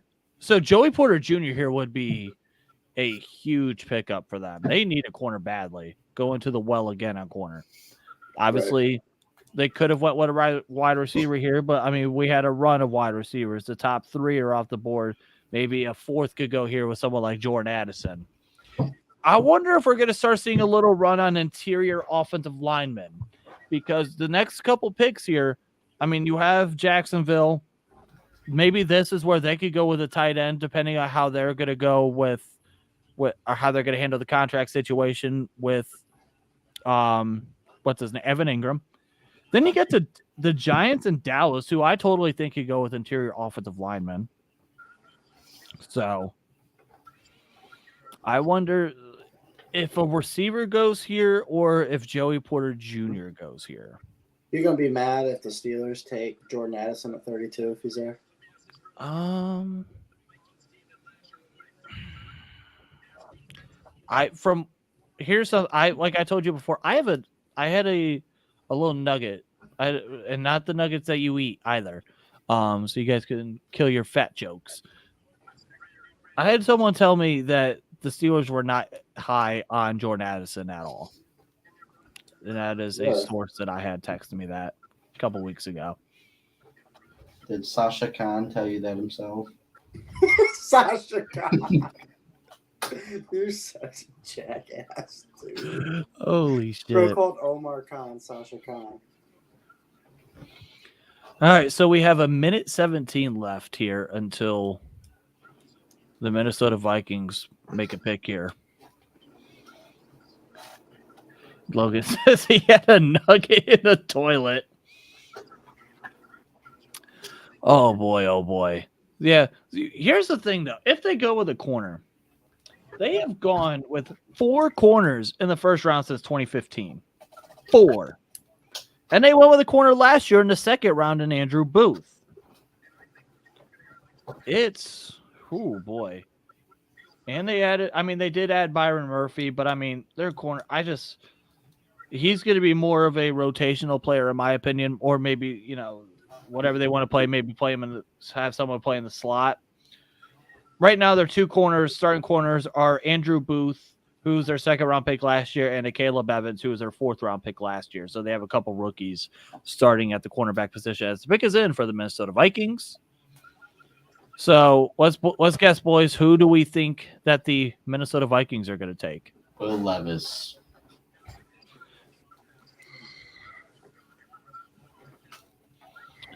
I'm going to go with either Joey Porter Jr. or Jordan Addison. It's going to be one of those two. They're going to either or dark horse pick Deontay Banks. I think they go Jordan Addison here. Dez says Levis overrated. Well, wouldn't blame you on that. Oh, Dez, you're overrated. Logan says Porter or Hyatt. I don't think Hyatt's a first rounder. Yeah, that's. There's one team that I could see taking Hyatt, and that is Kansas City. Please. So yeah, I'm thinking this is going to end up being Addison or Joey Porter Jr. Okay. So we're either going to have 4 straight wide receivers come off the board, or finally the last corner that we're waiting for to come in the first round. Oh God! Now we have another one. Big Ock. This is great. Like, this is actually awesome. Do we have a list of the amount of characters that we have in this? No. Here comes Raj.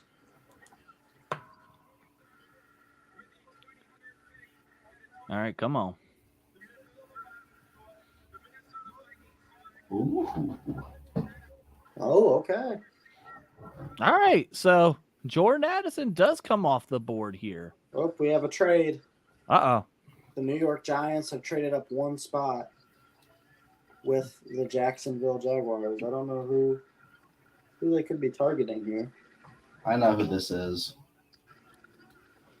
This feels like a perfect opportunity to select Brian Branch. You think so? Mm-hmm. Jeff? I'm not sure who they would be going after here, but first I do want to worry about Jordan Addison. We got to give him his proper flowers. Jordan Addison, 5'11", 173 at the combine. He was a 2021 Fred Biletnikoff winner at Pitt with my boy Kenny Pickett as his quarterback. Transfers to UFC in 2022. Wasn't as great, but and that's something that was a little bit concerning is you had Caleb Williams as a quarterback and you had a little bit of a drop off, which was interesting. But I do and the other issue that I have is I wonder with his size how he's going to be able to handle a press man, but he is a run after catch machine. He's going to be able to cut on a dime. Very good body control. He is definitely another one of those receptions by volume guys in the NFL. I think he's going to be one of those guys. He kind of reminds me of Devontae Smith.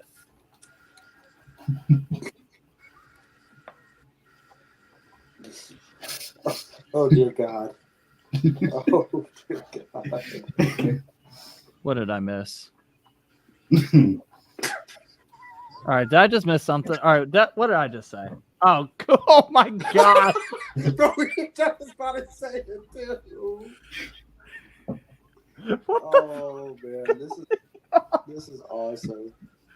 Oh, good Lord. I'm about to tweet something out real quick. So we need. Actually, never mind. I'll wait.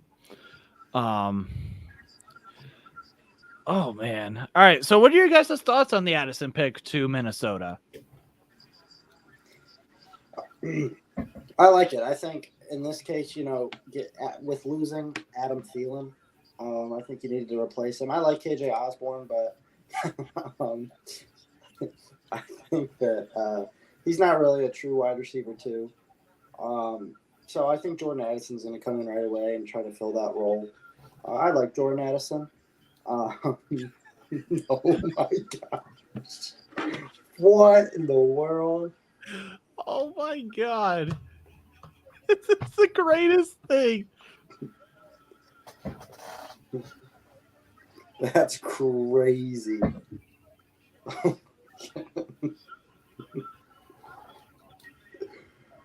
This is actually like unbelievable.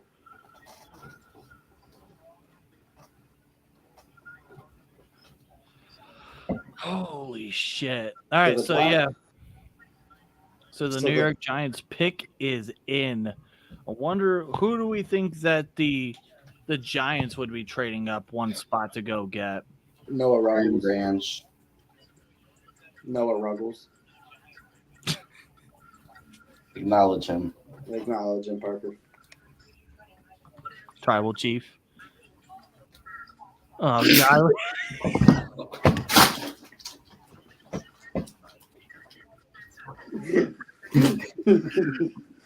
Dog, this is great. Oh my God. I don't know who's doing this, but this is the greatest thing. I bet you $5 I know who that bottom one is. Who? I'm probably going to be wrong, but that just sounds like a name Dom would use. Yeah. You know who else I can see being a part of this is Ty. Yeah, that wouldn't surprise me either. Hello. Oh yeah, Ty. I'm sure Ty or Dom's getting in on all this. Oh boy, if it is, y'all are making this great. This is great. This is awesome. All right. Before we have someone else, and hello, how are you? All right. Before we have more characters come into the chat, let's figure out who do we think the Giants are going to be taking? I think the Giants could go corner here. Trying to think who's left. Deontay Banks. I could see them going Deontay Banks here. That's kind of where I'm going. I'm going to think, well, Joey Porter Jr. is he still available? Yeah. Holy shit. Dog, if y'all end up with Broderick Jones and Joey Porter Jr., just cancel the season because Deshaun Watson's going for 350 and 3 touchdowns in week 1. Yeah, okay. You don't even believe that. I do believe that, actually. What did he do in week 18? My point. I really think they go with Deontay Banks here. Logan says he got Brian Branch and he replaces Julian Love. Where oh my God. No. I want to know who is making all of these accounts, because if it's one person making every single one of these accounts, they have to have like 15 accounts by now. This is incredible. I'm so sorry. Oh my God. Okay. I got to make a tweet here real quick. Hold on.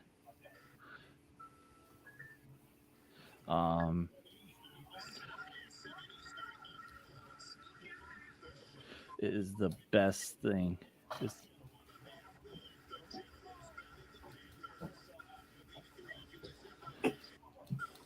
This is the good part of the first round because all the good teams are getting ready to pick. Yep. All right. Oh God. I almost wish we had betting. We could have betting odds on what we think the next character is going to end up being. We have another trade. Okay. The Buffalo Bills have traded up 2 spots, and with Jacksonville. So Jacksonville, they trade down twice.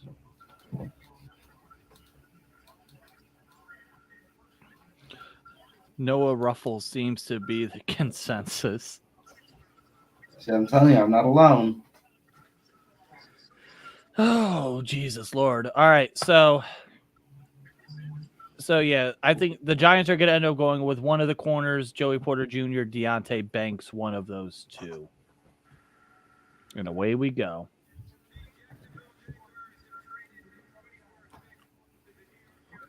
All right. Well, here we go.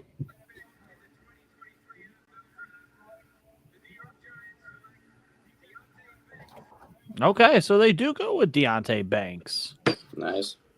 So, all right, Deontay Banks, 6 foot, 197 at the combine. Only had 1 interception last year, 8 pass breakups. He's a 4-year starter. He's gonna be one of those. He's a man corner, which is something I always thought. I love someone who could be a man corner. Love his size. He's athletic. He will get physical when needed. He's a good and willing run defender. He's willing to tackle. He doesn't allow receivers to get separation with that 4.35 speed. At times, though, he can get caught with the double move.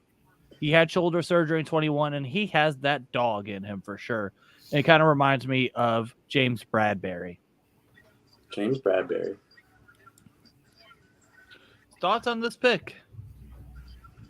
Well, the fact that he just had a pass breakup on Marvin Harrison Jr. just lowered his stock a little bit to me. But no, I like Deontay Banks. Deontay Banks is one of those guys over the last couple of weeks whose stock has risen. A couple of the corners have been like that. Like you said, I mean, he's a dog, you know, especially, I mean, it says coming out of Maryland says enough. I mean, he's lightning fast. He's got good size for a corner.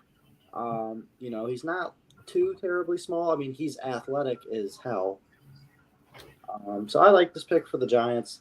And then Logan's just bullshitting in the chat right now, saying the Bills safety wouldn't surprise me because one almost died, and another is contemplating retire. Shit.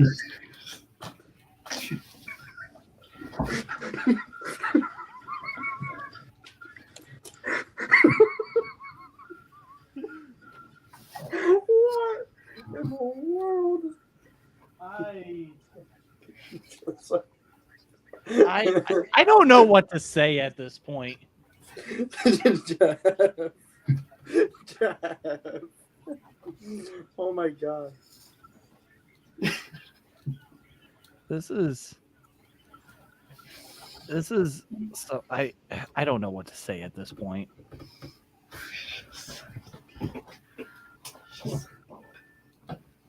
This is great. Like, this is actually like, This is honest. This is by far the most fun I've ever had doing a draft show. And it's sad that it's almost over. But all right, so pick number 25. So the Buffalo Bills trading up a couple spots. Let's try to figure out what the hell they're gonna do. Now, I wonder if they go with a linebacker here, someone like a Trenton Simpson from Clemson. I wonder if we start to see a small interior offensive line run go here. Someone like a Joe Tippmann or John Michael Schmitz or even Osiris Torrance, one of those guys. Receiver, don't think it's a receiver. A lot of the receivers are gone, especially the kind that they would want. I mean, I don't know at this point. this is great. Will I be streaming tomorrow's picks? I will not. One pump chomp. Oh God. I'm glad you can make your. I'm glad I can make your night. Could you make? This is This is the most incredible thing I have ever witnessed in my life. This is all right. Buffalo. What do we think Buffalo's going to be doing with the pick being in? I don't know.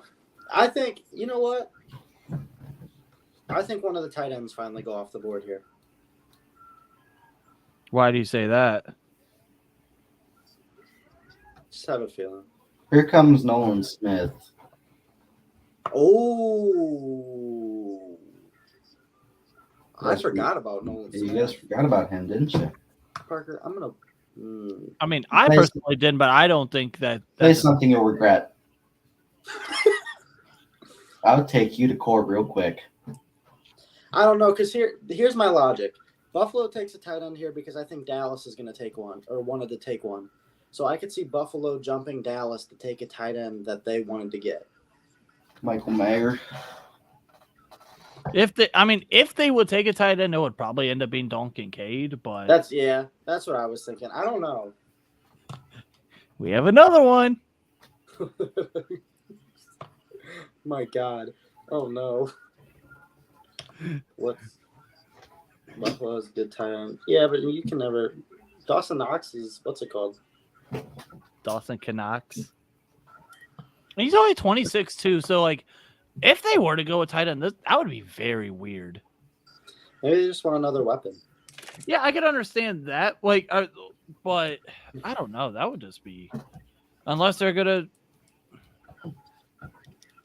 I don't know. Jeff had a really good, nice tight end. Oh my goodness gracious! Could we see maybe Brian Branch go here? I don't think so. No, because they have Jordan Poyer and Micah Hyde. I mean, they're a little bit older, but I don't think so. This is Nolan Smith. I would have almost said dark horse pick. This being Trenton Simpson. Or what's his name? Drew Sanders. That would be interesting. I could definitely see Drew Sanders going here. All right. Ooh, Buffalo. This is a weird thing for Buffalo. What did I have Buffalo going in my mock? I had them go. Oh, I actually had them go with Drew Sanders. So yeah, I think it might be Drew Sanders.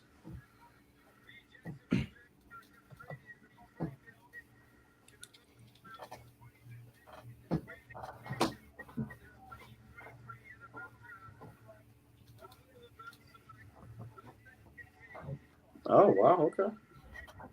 oh wow, it is. Okay. Well, since Hunter, you called this out, you had the stage. Yeah, so when you look at Dalton Kincaid, I think out of all of the tight ends in this NFL draft, I think Dalton Kincaid is probably, to me, I think he's the best pass catcher. He has great ball skills, great body control, and he's just as dangerous up the seam. And that's exactly what Josh Allen needs from another target. He's 6'4", 245 pounds. I think in an offense like Buffalo's, where you need more downfield action with how Josh Allen is, I think Dalton Kincaid is a great fit. Sure, Dawson Knox is there, but I mean, hey, you just add another good tight end to the roster, another weapon, like I said, and I like this pick a lot for Buffalo. You know what's ironic?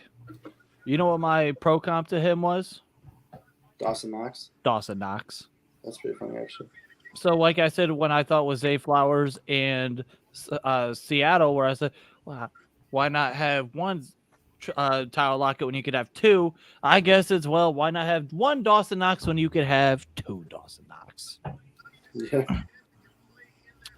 And obviously, got to talk about the back injury that he suffered last year.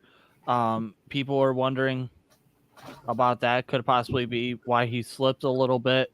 That's an interesting pick, but I mean, we shall see. We shall see. And we have another one to the list where he's, oh God, here we go. At this point, I don't know.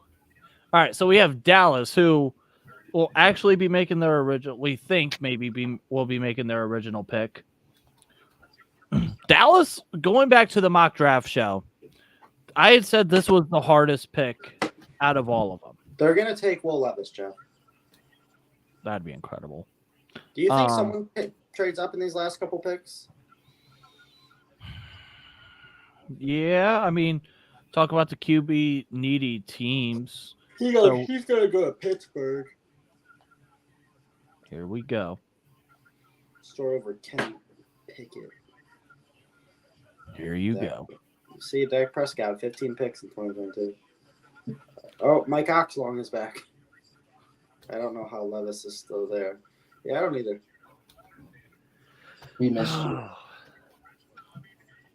That's all right. He's probably controlling all the other 7 accounts. 17 accounts. If this is one person making all these accounts, this is a lot of effort. I bet Dallas goes Michael Mayer here. That would be very, very interesting for them. Because if Dallas wanted to go with a tight end here, Michael Mayer, like I said, reminds me of a God, I just lost my train of thought for a half a second. He reminds me of Jason Witten. God, I lost his name for a half a second for some odd reason. But it's all right, Jeff. You recovered and you found it. Yeah, it took me a half second. But yeah, he reminds me of Jason Witten. And we all know how great Jason Witten was in Dallas for years. So if they wanted to go with a tight end, that would probably end up being the case. Interior offensive line, again, someone like Osiris Torrance, someone like Joe Tittman, someone like John Michael Schmitz. If they wanted to go interior defensive line, someone like a Mozzie Smith from that team up north could possibly be a case here. Running back, we had thought about, could this be Bijan Robinson or Jahmyr Gibbs? That is long gone at this point. They could still take Jahmyr Gibbs. Yeah, okay. Oh, God, here we go. We got another one.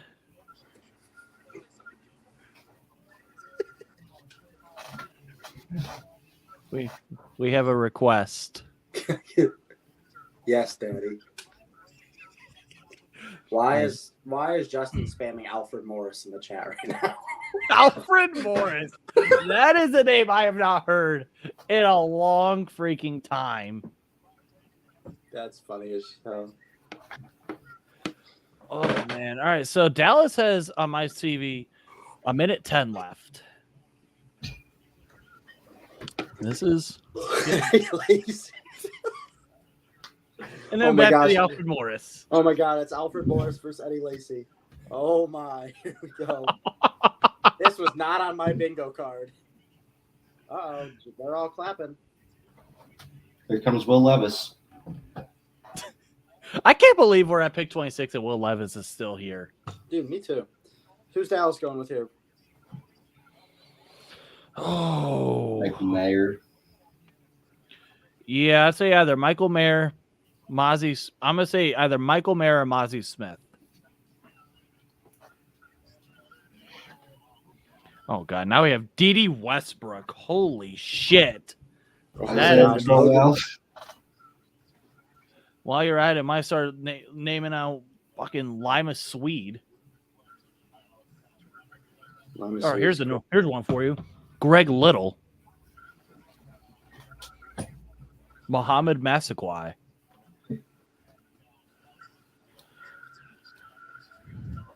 And we're still getting Cody Mock. That would be definitely a Dallas thing for them to do, is to go with Cody Mock. That's hilarious. You know what? Nope. Now I definitely know that Mike Oxlong is Justin. I know for a fact that is Justin now. Just Dustin Fox. Yes. Well, I knew it when Alfred Morris, because he did it the other day on your Facebook. Oh, good Lord. Terrell Pryor. Gary Barnage is crazy. Jordan Cameron. Fucking Jesse James, who, by the way, still caught that ball. Corey Coleman. Mobley, DPOY snubbed. Chill, Dez. You don't even believe that, Grizzly fan. Oh, Dez capping right now. I'm so tired of Dez. Real shit. oh God. All right. So we have the Dallas Cowboys. Who we think? So final picks. All right. Look at the dude who said Braxton Miller. Look at his name. Yeah. Haywood Jabot. All right. So the fact that Logan is saying go blue is kind of making me think that this is Mozzie Smith here. Austin Passer. It is. It's Mozzie Smith. All right. So you know what? Another one off of my mock draft is I'm doing so much better on this year's mock draft than I did last year. He overpowers guards. He has pass rush upside. And he kind of reminds me of Marcel Darius a little bit. Okay. Does he? In what ways? Well, in the way that NFL Network just put it on the screen. That's So here, for me, he reminds me more of Dontari Poe. Both are big, heavy nose tackles who were tough against the run, but not great against the pass. One of our boy Herb, who was on the mock draft show last week, he's a big Michigan fan. I messaged him last week or early on in the process, and I said, "What do you think of Dontari Poe as a pro comp for Mozzie Smith?" And he said he loved that idea. Two-time academic All Big Ten, two-time All Big Ten selection, first team in 2022. He was the team defensive player of the year in 2022. He did plead guilty to a misdemeanor weapons charge while in process of getting a concealing carry license. But strengths to me is he's able to absorb double teams very well. He's a disruptive run defender, strong, very powerful hands. But the weakness is, can he play on third down? And he's not necessarily that quick at all. Yeah. But yeah, 6'3", 323, bench press 34 presses. He's a strong man. Yeah, he's a big, nice guy. I think that Well, not according to his car. Oh, Parker. Joey Porter Jr. is still on the board. Yeah. This is where he comes on. Nolan Smith is still on the board. Yeah. This is crazy. I kind of like this is fun though. Miles Murphy is still on the board. Who? Miles Murphy. Asked. Okay, cool. God damn it, you got me. Respect. Just still go fuck yourself. Jeff, we're literally with the 14-year-old right now. Watch your fucking mouth. Yeah. Watch it, buddy. Shut your fucking mouth. You told All right. me. So we move on to the Jacksonville Jags, the Jaguars. So as the pick is in for Jacksonville, what are we thinking for Jacksonville here? They can go with the defensive. Michael Mayer. Joey Porter Jr. Either of those will not be shocking to me either. No, I'm gonna be so pissed if they end up with what's it called? If the Steelers end up with Joey Porter Jr. Oh, I would be in heaven. And I'm not going to make any more comments further than that. I wouldn't. I will keep that one aside. DeBrickashaw Ferguson. Wow. That's a crazy name. Dude, Logan's going into the archives right now. Fucking Willie Colon. There's another name for you. Tom Brady. Wow, thanks. Jake Delhomme. This is where the NFL draft show has begun, where we just start naming off random ass players as we're waiting for. Oh no, we have a request. What's the request? Look at it. I don't see it. Yeah, we don't have anything. We don't see it. Latest comment I see is Roddy White. It's from Justin saying, Hunter, take your shirt off. No, Justin. I will not take my shirt off for you. Oh, good Lord, have mercy. All right. This has been so fun. This is the greatest thing in the world. Like, I'm actually having a blast right now. All right. Leon Sandcastle. That's hilarious, Leon Sandcastle. Love you too, Mike Oxlong. Love you too. All right. So Jacksonville, the pick is in. They could, let's see, looking here. Ziggy Ansah. That's a name. They could go with the defensive end. They run it. Nolan Smith is a possibility. I'm gonna be pissed off if Cincinnati ends up with Joey Porter Jr. If who ends up with Joey Porter? Cincinnati. Oh. Tony Khan. Connor, What? look at the chat.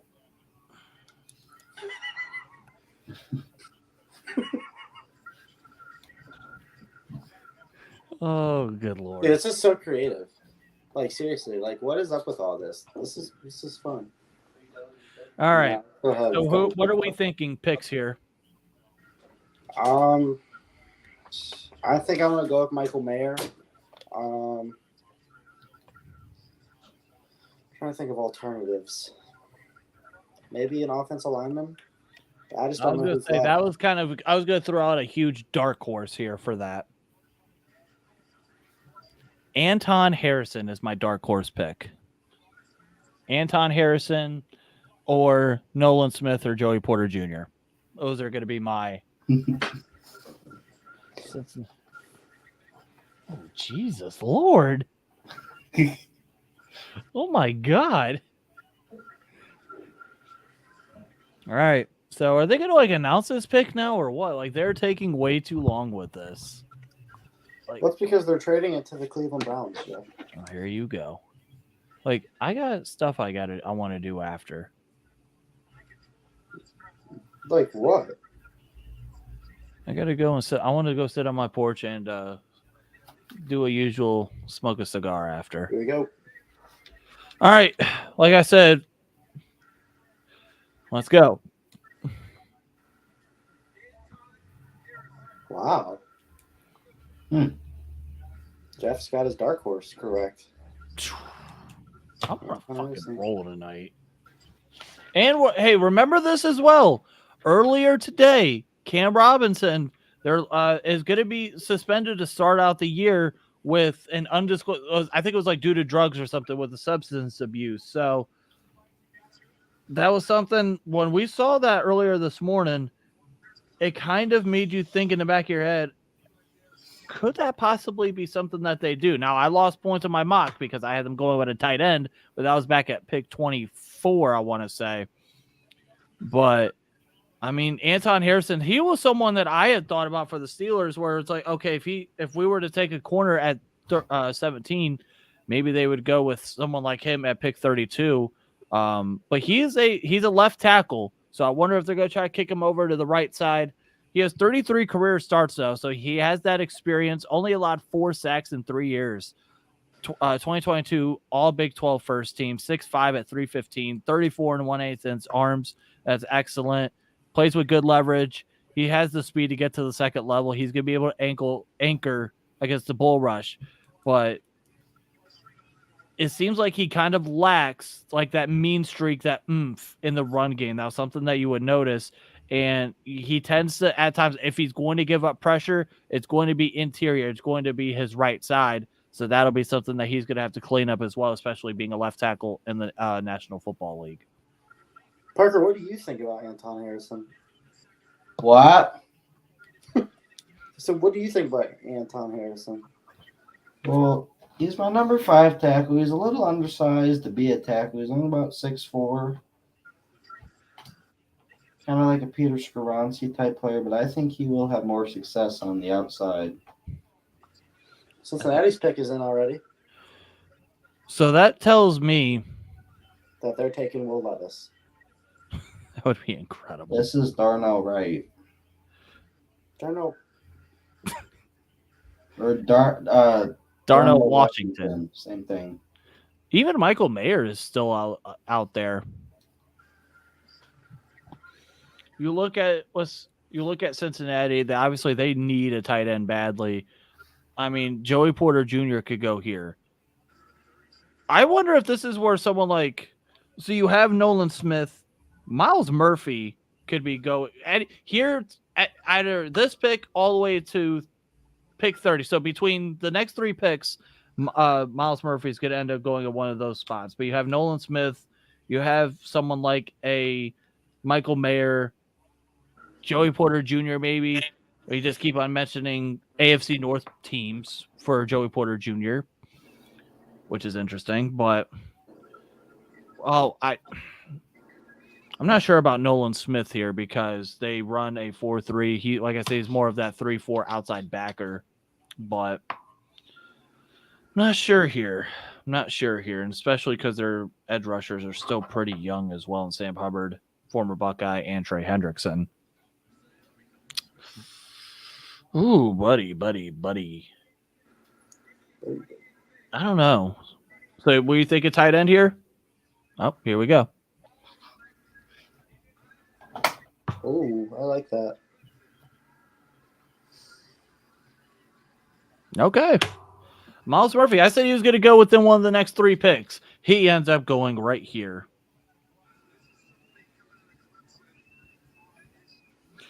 Now, here's what's interesting about Miles Murphy. Miles Murphy is one of those guys where, for the longest time, we were having him mocked to teams like Atlanta at pick number 8. And we're at pick 28. So 20 picks later, and Miles Murphy finally comes off the board. For Miles Murphy. 6'5", 275. 6.5 sacks. He was a 2022 All ACC first team. He was the 7th ranked recruit in his class as a 5-star. One thing that I do love about him, he has a phenomenal dip in his pass rusher, kind of showing that now he's able to play with length. He has a multitude of pass rushing moves. Watch him, and they're showing him here, being able to read and react, move out into space, and make a big play for him out in space. Good in the run. He's going to set a physical edge on the outside. But my issue with him is at times he tries to play finesse ball when that's not really him. He's more of that active physical guy. And sometimes I wonder if he lacks that quote-unquote dog in him. Parker, what do you think? I like him. Athletic freak. I mean, he ran a 4.51. That's actually insane. I mean, he's long, he's big, he's powerful. Penetrates the defense, penetrates the offense. It's a great pick for the Bengals, and he will. I'll tell you what, man. The Bengals pass rush is, not something to sleep on. You know what? This pick actually makes a whole lot of sense when you look at it. They only got to the quarterback 30 times last year. That's 29th in the league last year. I mean, Trey Hendrickson, Sam Hubbard, Joseph Asai, and now Miles Murphy. Yeah, that's a very nice rotation for them on that defensive and you can never have too many pass rushers, especially when you get to the playoffs. You can never have too many pass rushers, and that's something that I obviously hate. As being a Steelers fans, and you guys will probably hate as well, being Browns fans here, having to deal with such a great pass rush. But now we got to move on to the New Orleans Saints here, pick number 29, where this was another one of those real tricky picks where it's like you kind of don't know where they were going to go. Now, for me, I, in my mock draft, went with Keon White, who for a while I say that was like one of the top picks I was so confident in. Now, the last time I said that was Washington with Joey Porter Jr. That clearly ended up not being the case to go with Emmanuel Forbes instead. But New Orleans, what do we think? I think this will be our first interior offensive lineman, and Osiris Torrance. Yeah, I'm still riding the Noah Ruggles train. I'm going to be honest with you, I'm not getting off anytime soon. So Noah Ruggles. Ride that train all night long. Now say it with a straight face. Exactly. Ride that train all night long. I think this might be Joey Porter Jr. here. Will Levis really didn't make it out of the first round, or really made it out of the first round. Unless No. someone trades up with Kansas City. Nobody's trading up. Or Philadelphia. Really. Yeah. Philly's, Or even Philly's really gonna get Joey Porter Jr. at 20 or at 30. So I'm looking at some of the edge rushers here. You have a Keon White from Georgia Tech still there. You have Felix Uzama, the defensive end from Kansas State, still there. You have Adetamiwa Adebarwe from Northwestern. He's still out there. Oh, man. Anywhere on that defensive line would not shock me whatsoever. Brian Brisset. Brian Brisset is definitely someone that's in play. So I enter somewhere on that defensive tight end is a dark horse pick here. Maybe someone like a Michael Mayer as the pick is in. Wide receiver, no, there's not really a wide receiver here at this point, or the interior offensive lineman, whether it's Osiris Torrance or someone like that. Do you think maybe a guy like Brian Brisset could go here? I'll say I think Parker mentioned him just a minute ago. I think that is a very well possibility that someone like Brian Brisset could go here. And that actually makes a whole lot of sense. I think Philly could take Nolan Smith at 30. Oh my God, that would be Nolan Smith and Jalen Carter. I'd cry. that. Or if Philadelphia were to take Brian Branch. All right, so pick number 29, the New Orleans Saints. What are the final picks going to be? What are our final picks? I'm going to Osiris Torrance. Hunter? Oh, man, I don't know. I'll go with Brian Brisset just because I mentioned his name. Yeah, shut up. I'm gonna stick with Hunter here. I'm gonna go with Brian Brisset as well. I think I'm gonna go Brisset too. You want to be just like us. Even it out. Well, you could either be right and then you can have champions pose to us, or we could just say, yeah, you're too young, respect your elders. All right. So Roger Goodell coming out. Let's see. For the 29th pick for the New Orleans Saints.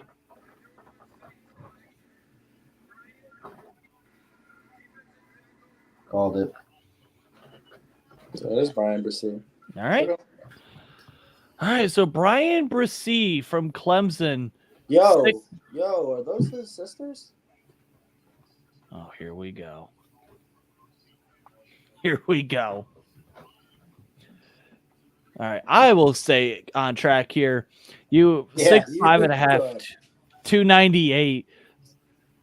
He was a number one recruit in the 2020 class as a 5-star. He he tore his ACL in 2021. He also had shoulder year in his Clemson career, and he did miss some time due to a kidney infection. What he dealt with is a lot, and he is a warrior. He's a strong individual for the stuff that he had to deal with. He is very physical. He is tough. He is strong, powerful hands. I do think, and I said that he could probably fit at the 5 technique, the defensive end, and a 3-man front. But I do think that he might actually be able to play the defensive end in that 4-3. Now you have Cam Jordan, who's 33 years old. They need to try to protect him as much as they can and give him someone else to work that other edge and have his bookend. And now that's exactly what they do with Brian Brisset. Yeah, after taking a little break there, Mike Oxlong is back in the chat. Oh, nice to see you back. It's nice to see you, Justin. He thinks his sisters are Finn. Finn. And here we go. Yeah, Brian Brisset. I mean, the Saints are just, drafting off upside here. The potential with Brian Brisset is there. And if he can live up to his potential, this could be a home run pick for the Saints. So yeah, I like this pick. You mentioned the upside. That's exactly it. Reminds me, and here we go. It's never gonna end. It's never going to end, but I do. Seymour Butts the third. You said what? Seymour Butts the third. This is awesome, man. I'm having This is fantastic. this But is- yeah, what the Saints did back in 2018, they actually had traded up. Remember, they got Marcus Davenport, who ironically ended up going. That was one of those where they kind of based it on potential, ended up not working out so well for them. And Jeff, you're gonna end New up with Orleans. Joey Porter Jr., aren't you, dude? You said what? You're gonna end up with Joey Porter Jr., aren't you? You damn. Actually, I'm not gonna say that because the moment we don't, or the moment I say yeah we are, then Philadelphia will end up taking him. Here comes Joey Porter Jr. to the Eagles. Which there are actually, I could say this right now, there are definitely some Steeler fans who are saying they're praying to God because they do not want to deal with Joey Porter Jr. Why? It's a weird thing with them. Like, it is such a weird thing when it comes Is it to his dad? mixture of that. They think he's overrated. Part of it is because some of those Pittsburgh fans, they hate Penn State. They don't know ball. Let's be honest. That's the reason why. They don't know ball. They don't know ball.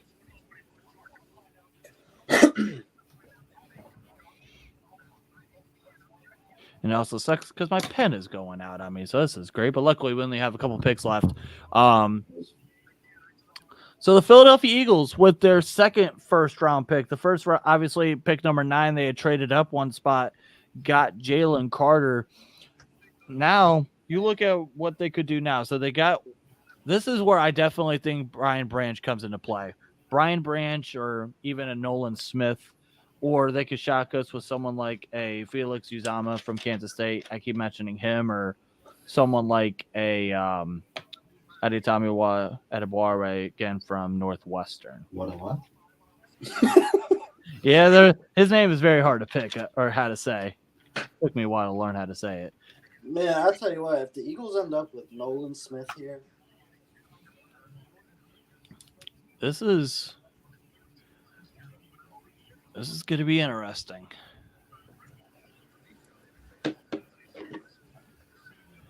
All right, so we're at just over 3.5 minutes on the Philadelphia Eagles. All right, now they're at 3:30 for the Philadelphia Eagles. We're going to be waiting to see what they go.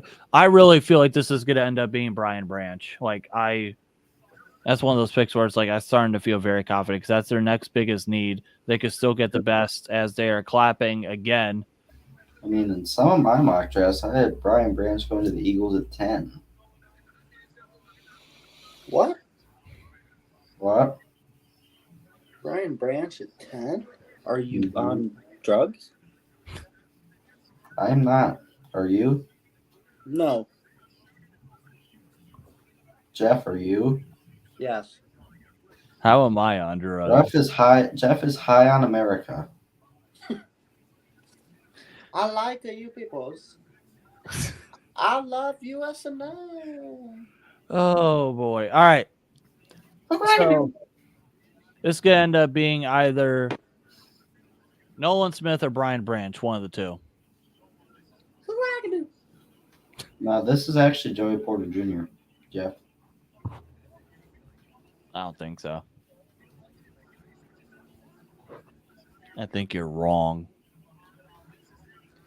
Jeff Parker is never wrong. Well, he's getting me wrong here. Oh boy! So the pick is this. We have this pick, and then we have one more pick, and then the draft extravaganza for night one will be officially done. So the Kansas City Chiefs are on the clock. So the last pick is officially on the clock. And oh boy. So what are we thinking for Philadelphia? I obviously think it's going to be Nolan Smith or Brian Branch. I'm going Nolan Smith. This is Brian Branch.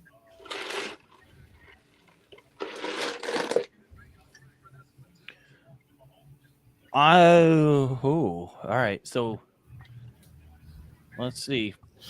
They're showing the stage, so they're going to be getting ready to go to the commish here in like a couple seconds, you would hope. So keep on showing the same guy wearing this old-ass Philadelphia Eagles jersey. Hey, I follow him on TikTok. Right? Yeah. Wait, he's a TikToker? Yeah. Oh, I didn't know that. Come on, Jeff. Sorry, I don't have all the time in the world to follow all these TikTokers or TokTickers, whatever they are. You know what it's called, Jeff. Fucking TikTok, whatever it is. I'm too old to be dealing with all that. Yeah, Grandpa. Back in my day. All right, I'm leaving. All right. Come on. You gonna come out now or what? All right, here we go. And we got some guests. Oh, is that Travis Kelce's mother? No. Is it? No, it ain't. It's Jason Kelsey's mother. Well, same thing, same person. It is Hi, Deborah. It is Donna. Same thing. It is Dude Perfect.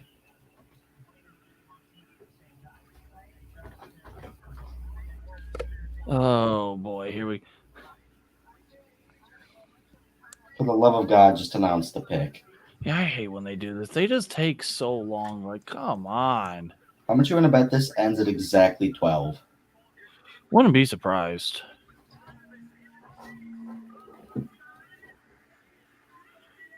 Oh god, now they're showing this coin. What the hell is this?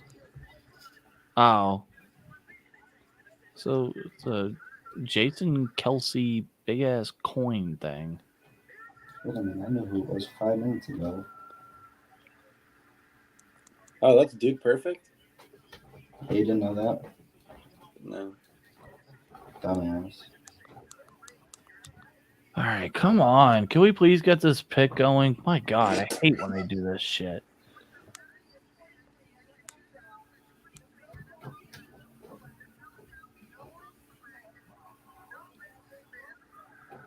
Oh my god.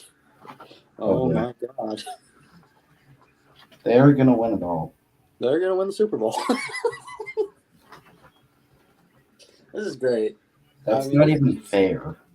This is just great. Wow. Wow. Just wow. Logan, Nolan you Smith. You eat fried pig ankles. All right. Nolan Smith, 6'2", 238 at the combine. Ran a 4.39 at the combine.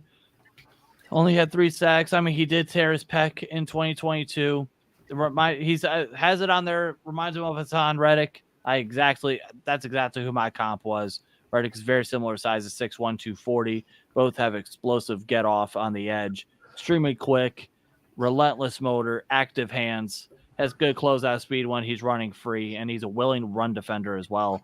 I didn't think that he'd be able to fit in a 4-3 defense, but it seems like Philadelphia will somehow find a way to make him work. Yeah, this is bullshit. And by the way, here, let's talk about this for a second. So Nolan Smith ran a 4.39 40. He ran a faster 40 than DeAndre Hopkins and Stephon Diggs. I don't believe it until I see it. Well, I mean, you kind of did see it. I did not, actually. He was probably in school. I mean, look at that. They could be a whole defense of Georgia players. That's actually insane. Wow, so that's crazy. They really drafted 4 defensive players from Georgia in the last 2 years. Holy shit. So this is insane. Will Levis is really falling out of the first round unless a team trades up to this pick to... Now this right here, this is a DeJuan Jones Central. You think You so? know what? It's not the worst idea. In fact, I think in one of my mocks, in my first mock draft, I think I did have him going to Juan Jones. It's not the worst idea in the world.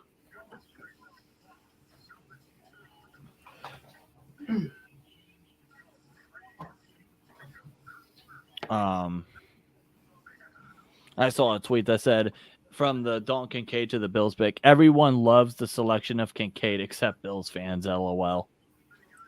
Yeah, I saw Jarrett posted that. All right. One more pick. 3.5 minutes to go. Just under 3.5 minutes to go for Kansas City. This definitely is going to end up. This is going to end up being like one of like how it was in 2018, where a team traded up for Lamar. It feels like that's going to end up being the case. If not, Will Levis, I hope you brought a second suit with you. Who's going to go up there on day 2? He's going to be the only one. Oh, shit, Andy Reid. Go. It's Frank the Tank. So there That's are crazy. actually 3 players as of now who are at the draft who have not been selected and will most likely not get drafted tonight, which is actually I lied, it's 4. Will Levis, Joey Porter Jr., Keon White, and Brian Branch. Why the hell was Keon White there? He was just invited. Yeah, I don't know. I can't wait is invited. I know, I love Keon White, but he was never going to be a first-round pick. That's not fully true. Is Will Levis gonna have like a what's it No, called? Ruggles better. Malik Willis type slide? Porter He very well Jr. could. What? I wouldn't be surprised if Seattle takes him in the second round right there. Seattle could. Do you think Vegas could? This is going to be Felix Andik Uzama. You think so? Logan or Des says Carter and Smith is crazy, and then Logan says James Strauss announced Porter Jr. Sadly, I don't think he's announcing this pick tonight. I think he's like a 5th round pick or something. Yeah, it's like a day 3 pick. Well, they have a bunch of those. They have 1, 2, 3, 4, 5, 6, 7 day 3 picks. So day 2 starts tomorrow at 7 p.m. Yep. Interesting. So yeah, Kansas City. Oh man. So looking at some of their needs, they need a receiver. Okay, so the pick is in. So Will Levis is officially out of the first round. No, How do you they're gonna pick him take right Will here, Jeff. Levis here? Okay. It's like, bro, did you see Chris Collinsworth's mock draft the other day, where he had the Chiefs taking Hendon Hooker here? That might have been the dumbest thing I think I've ever seen in my life.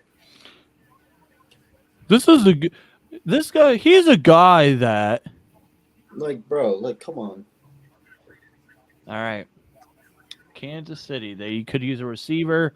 Now, this is if there was a team that was going to select Jalen Hyatt in the first round, this was the team that would have done it. They could have used an edge rusher again, one of the Felix Anadike Uzama from Kansas State, Keon White, one of those. Put him on his damn pick. Do you want to? Yeah, Parker, you think Dad's sleeping? Yeah. So I bet he's been sleeping.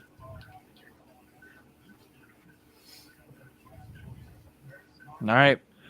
So Kansas City. So they usually it's funny where it's like at the very end of the draft, it's like it's kind of dead because everyone is left. Well, not here because obviously Kansas City being the last pick, they're being in Kansas City. It is still ruckus out there. It's gonna be nice. Ruckus? I called it ruckus. Ruckus. Rufus? All right. The last pick. Final call. Who are we thinking? DeJuan Jones. Paul here says ruckus is a great word. Appreciate that. I'm gonna go with probably the next best edge rusher in this class that's available right now, and that's gonna be Felix Anudike-Uzomah. That's gonna be my pick for the final pick in round 1.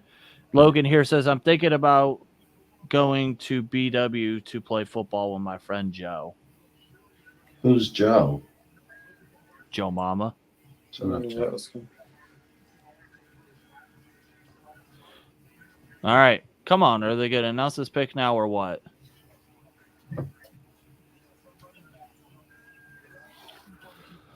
Oh boy, oh boy. I remember being at the draft. That honestly, going to the NFL draft, I know I went on day 2. That was still one of the most incredible experiences I ever got to have in my life. I'm so glad I went. Logan says, Pete, my profile picture, though, my technique's crazy. Bro, Justin, I'm not answering until we're done. I know.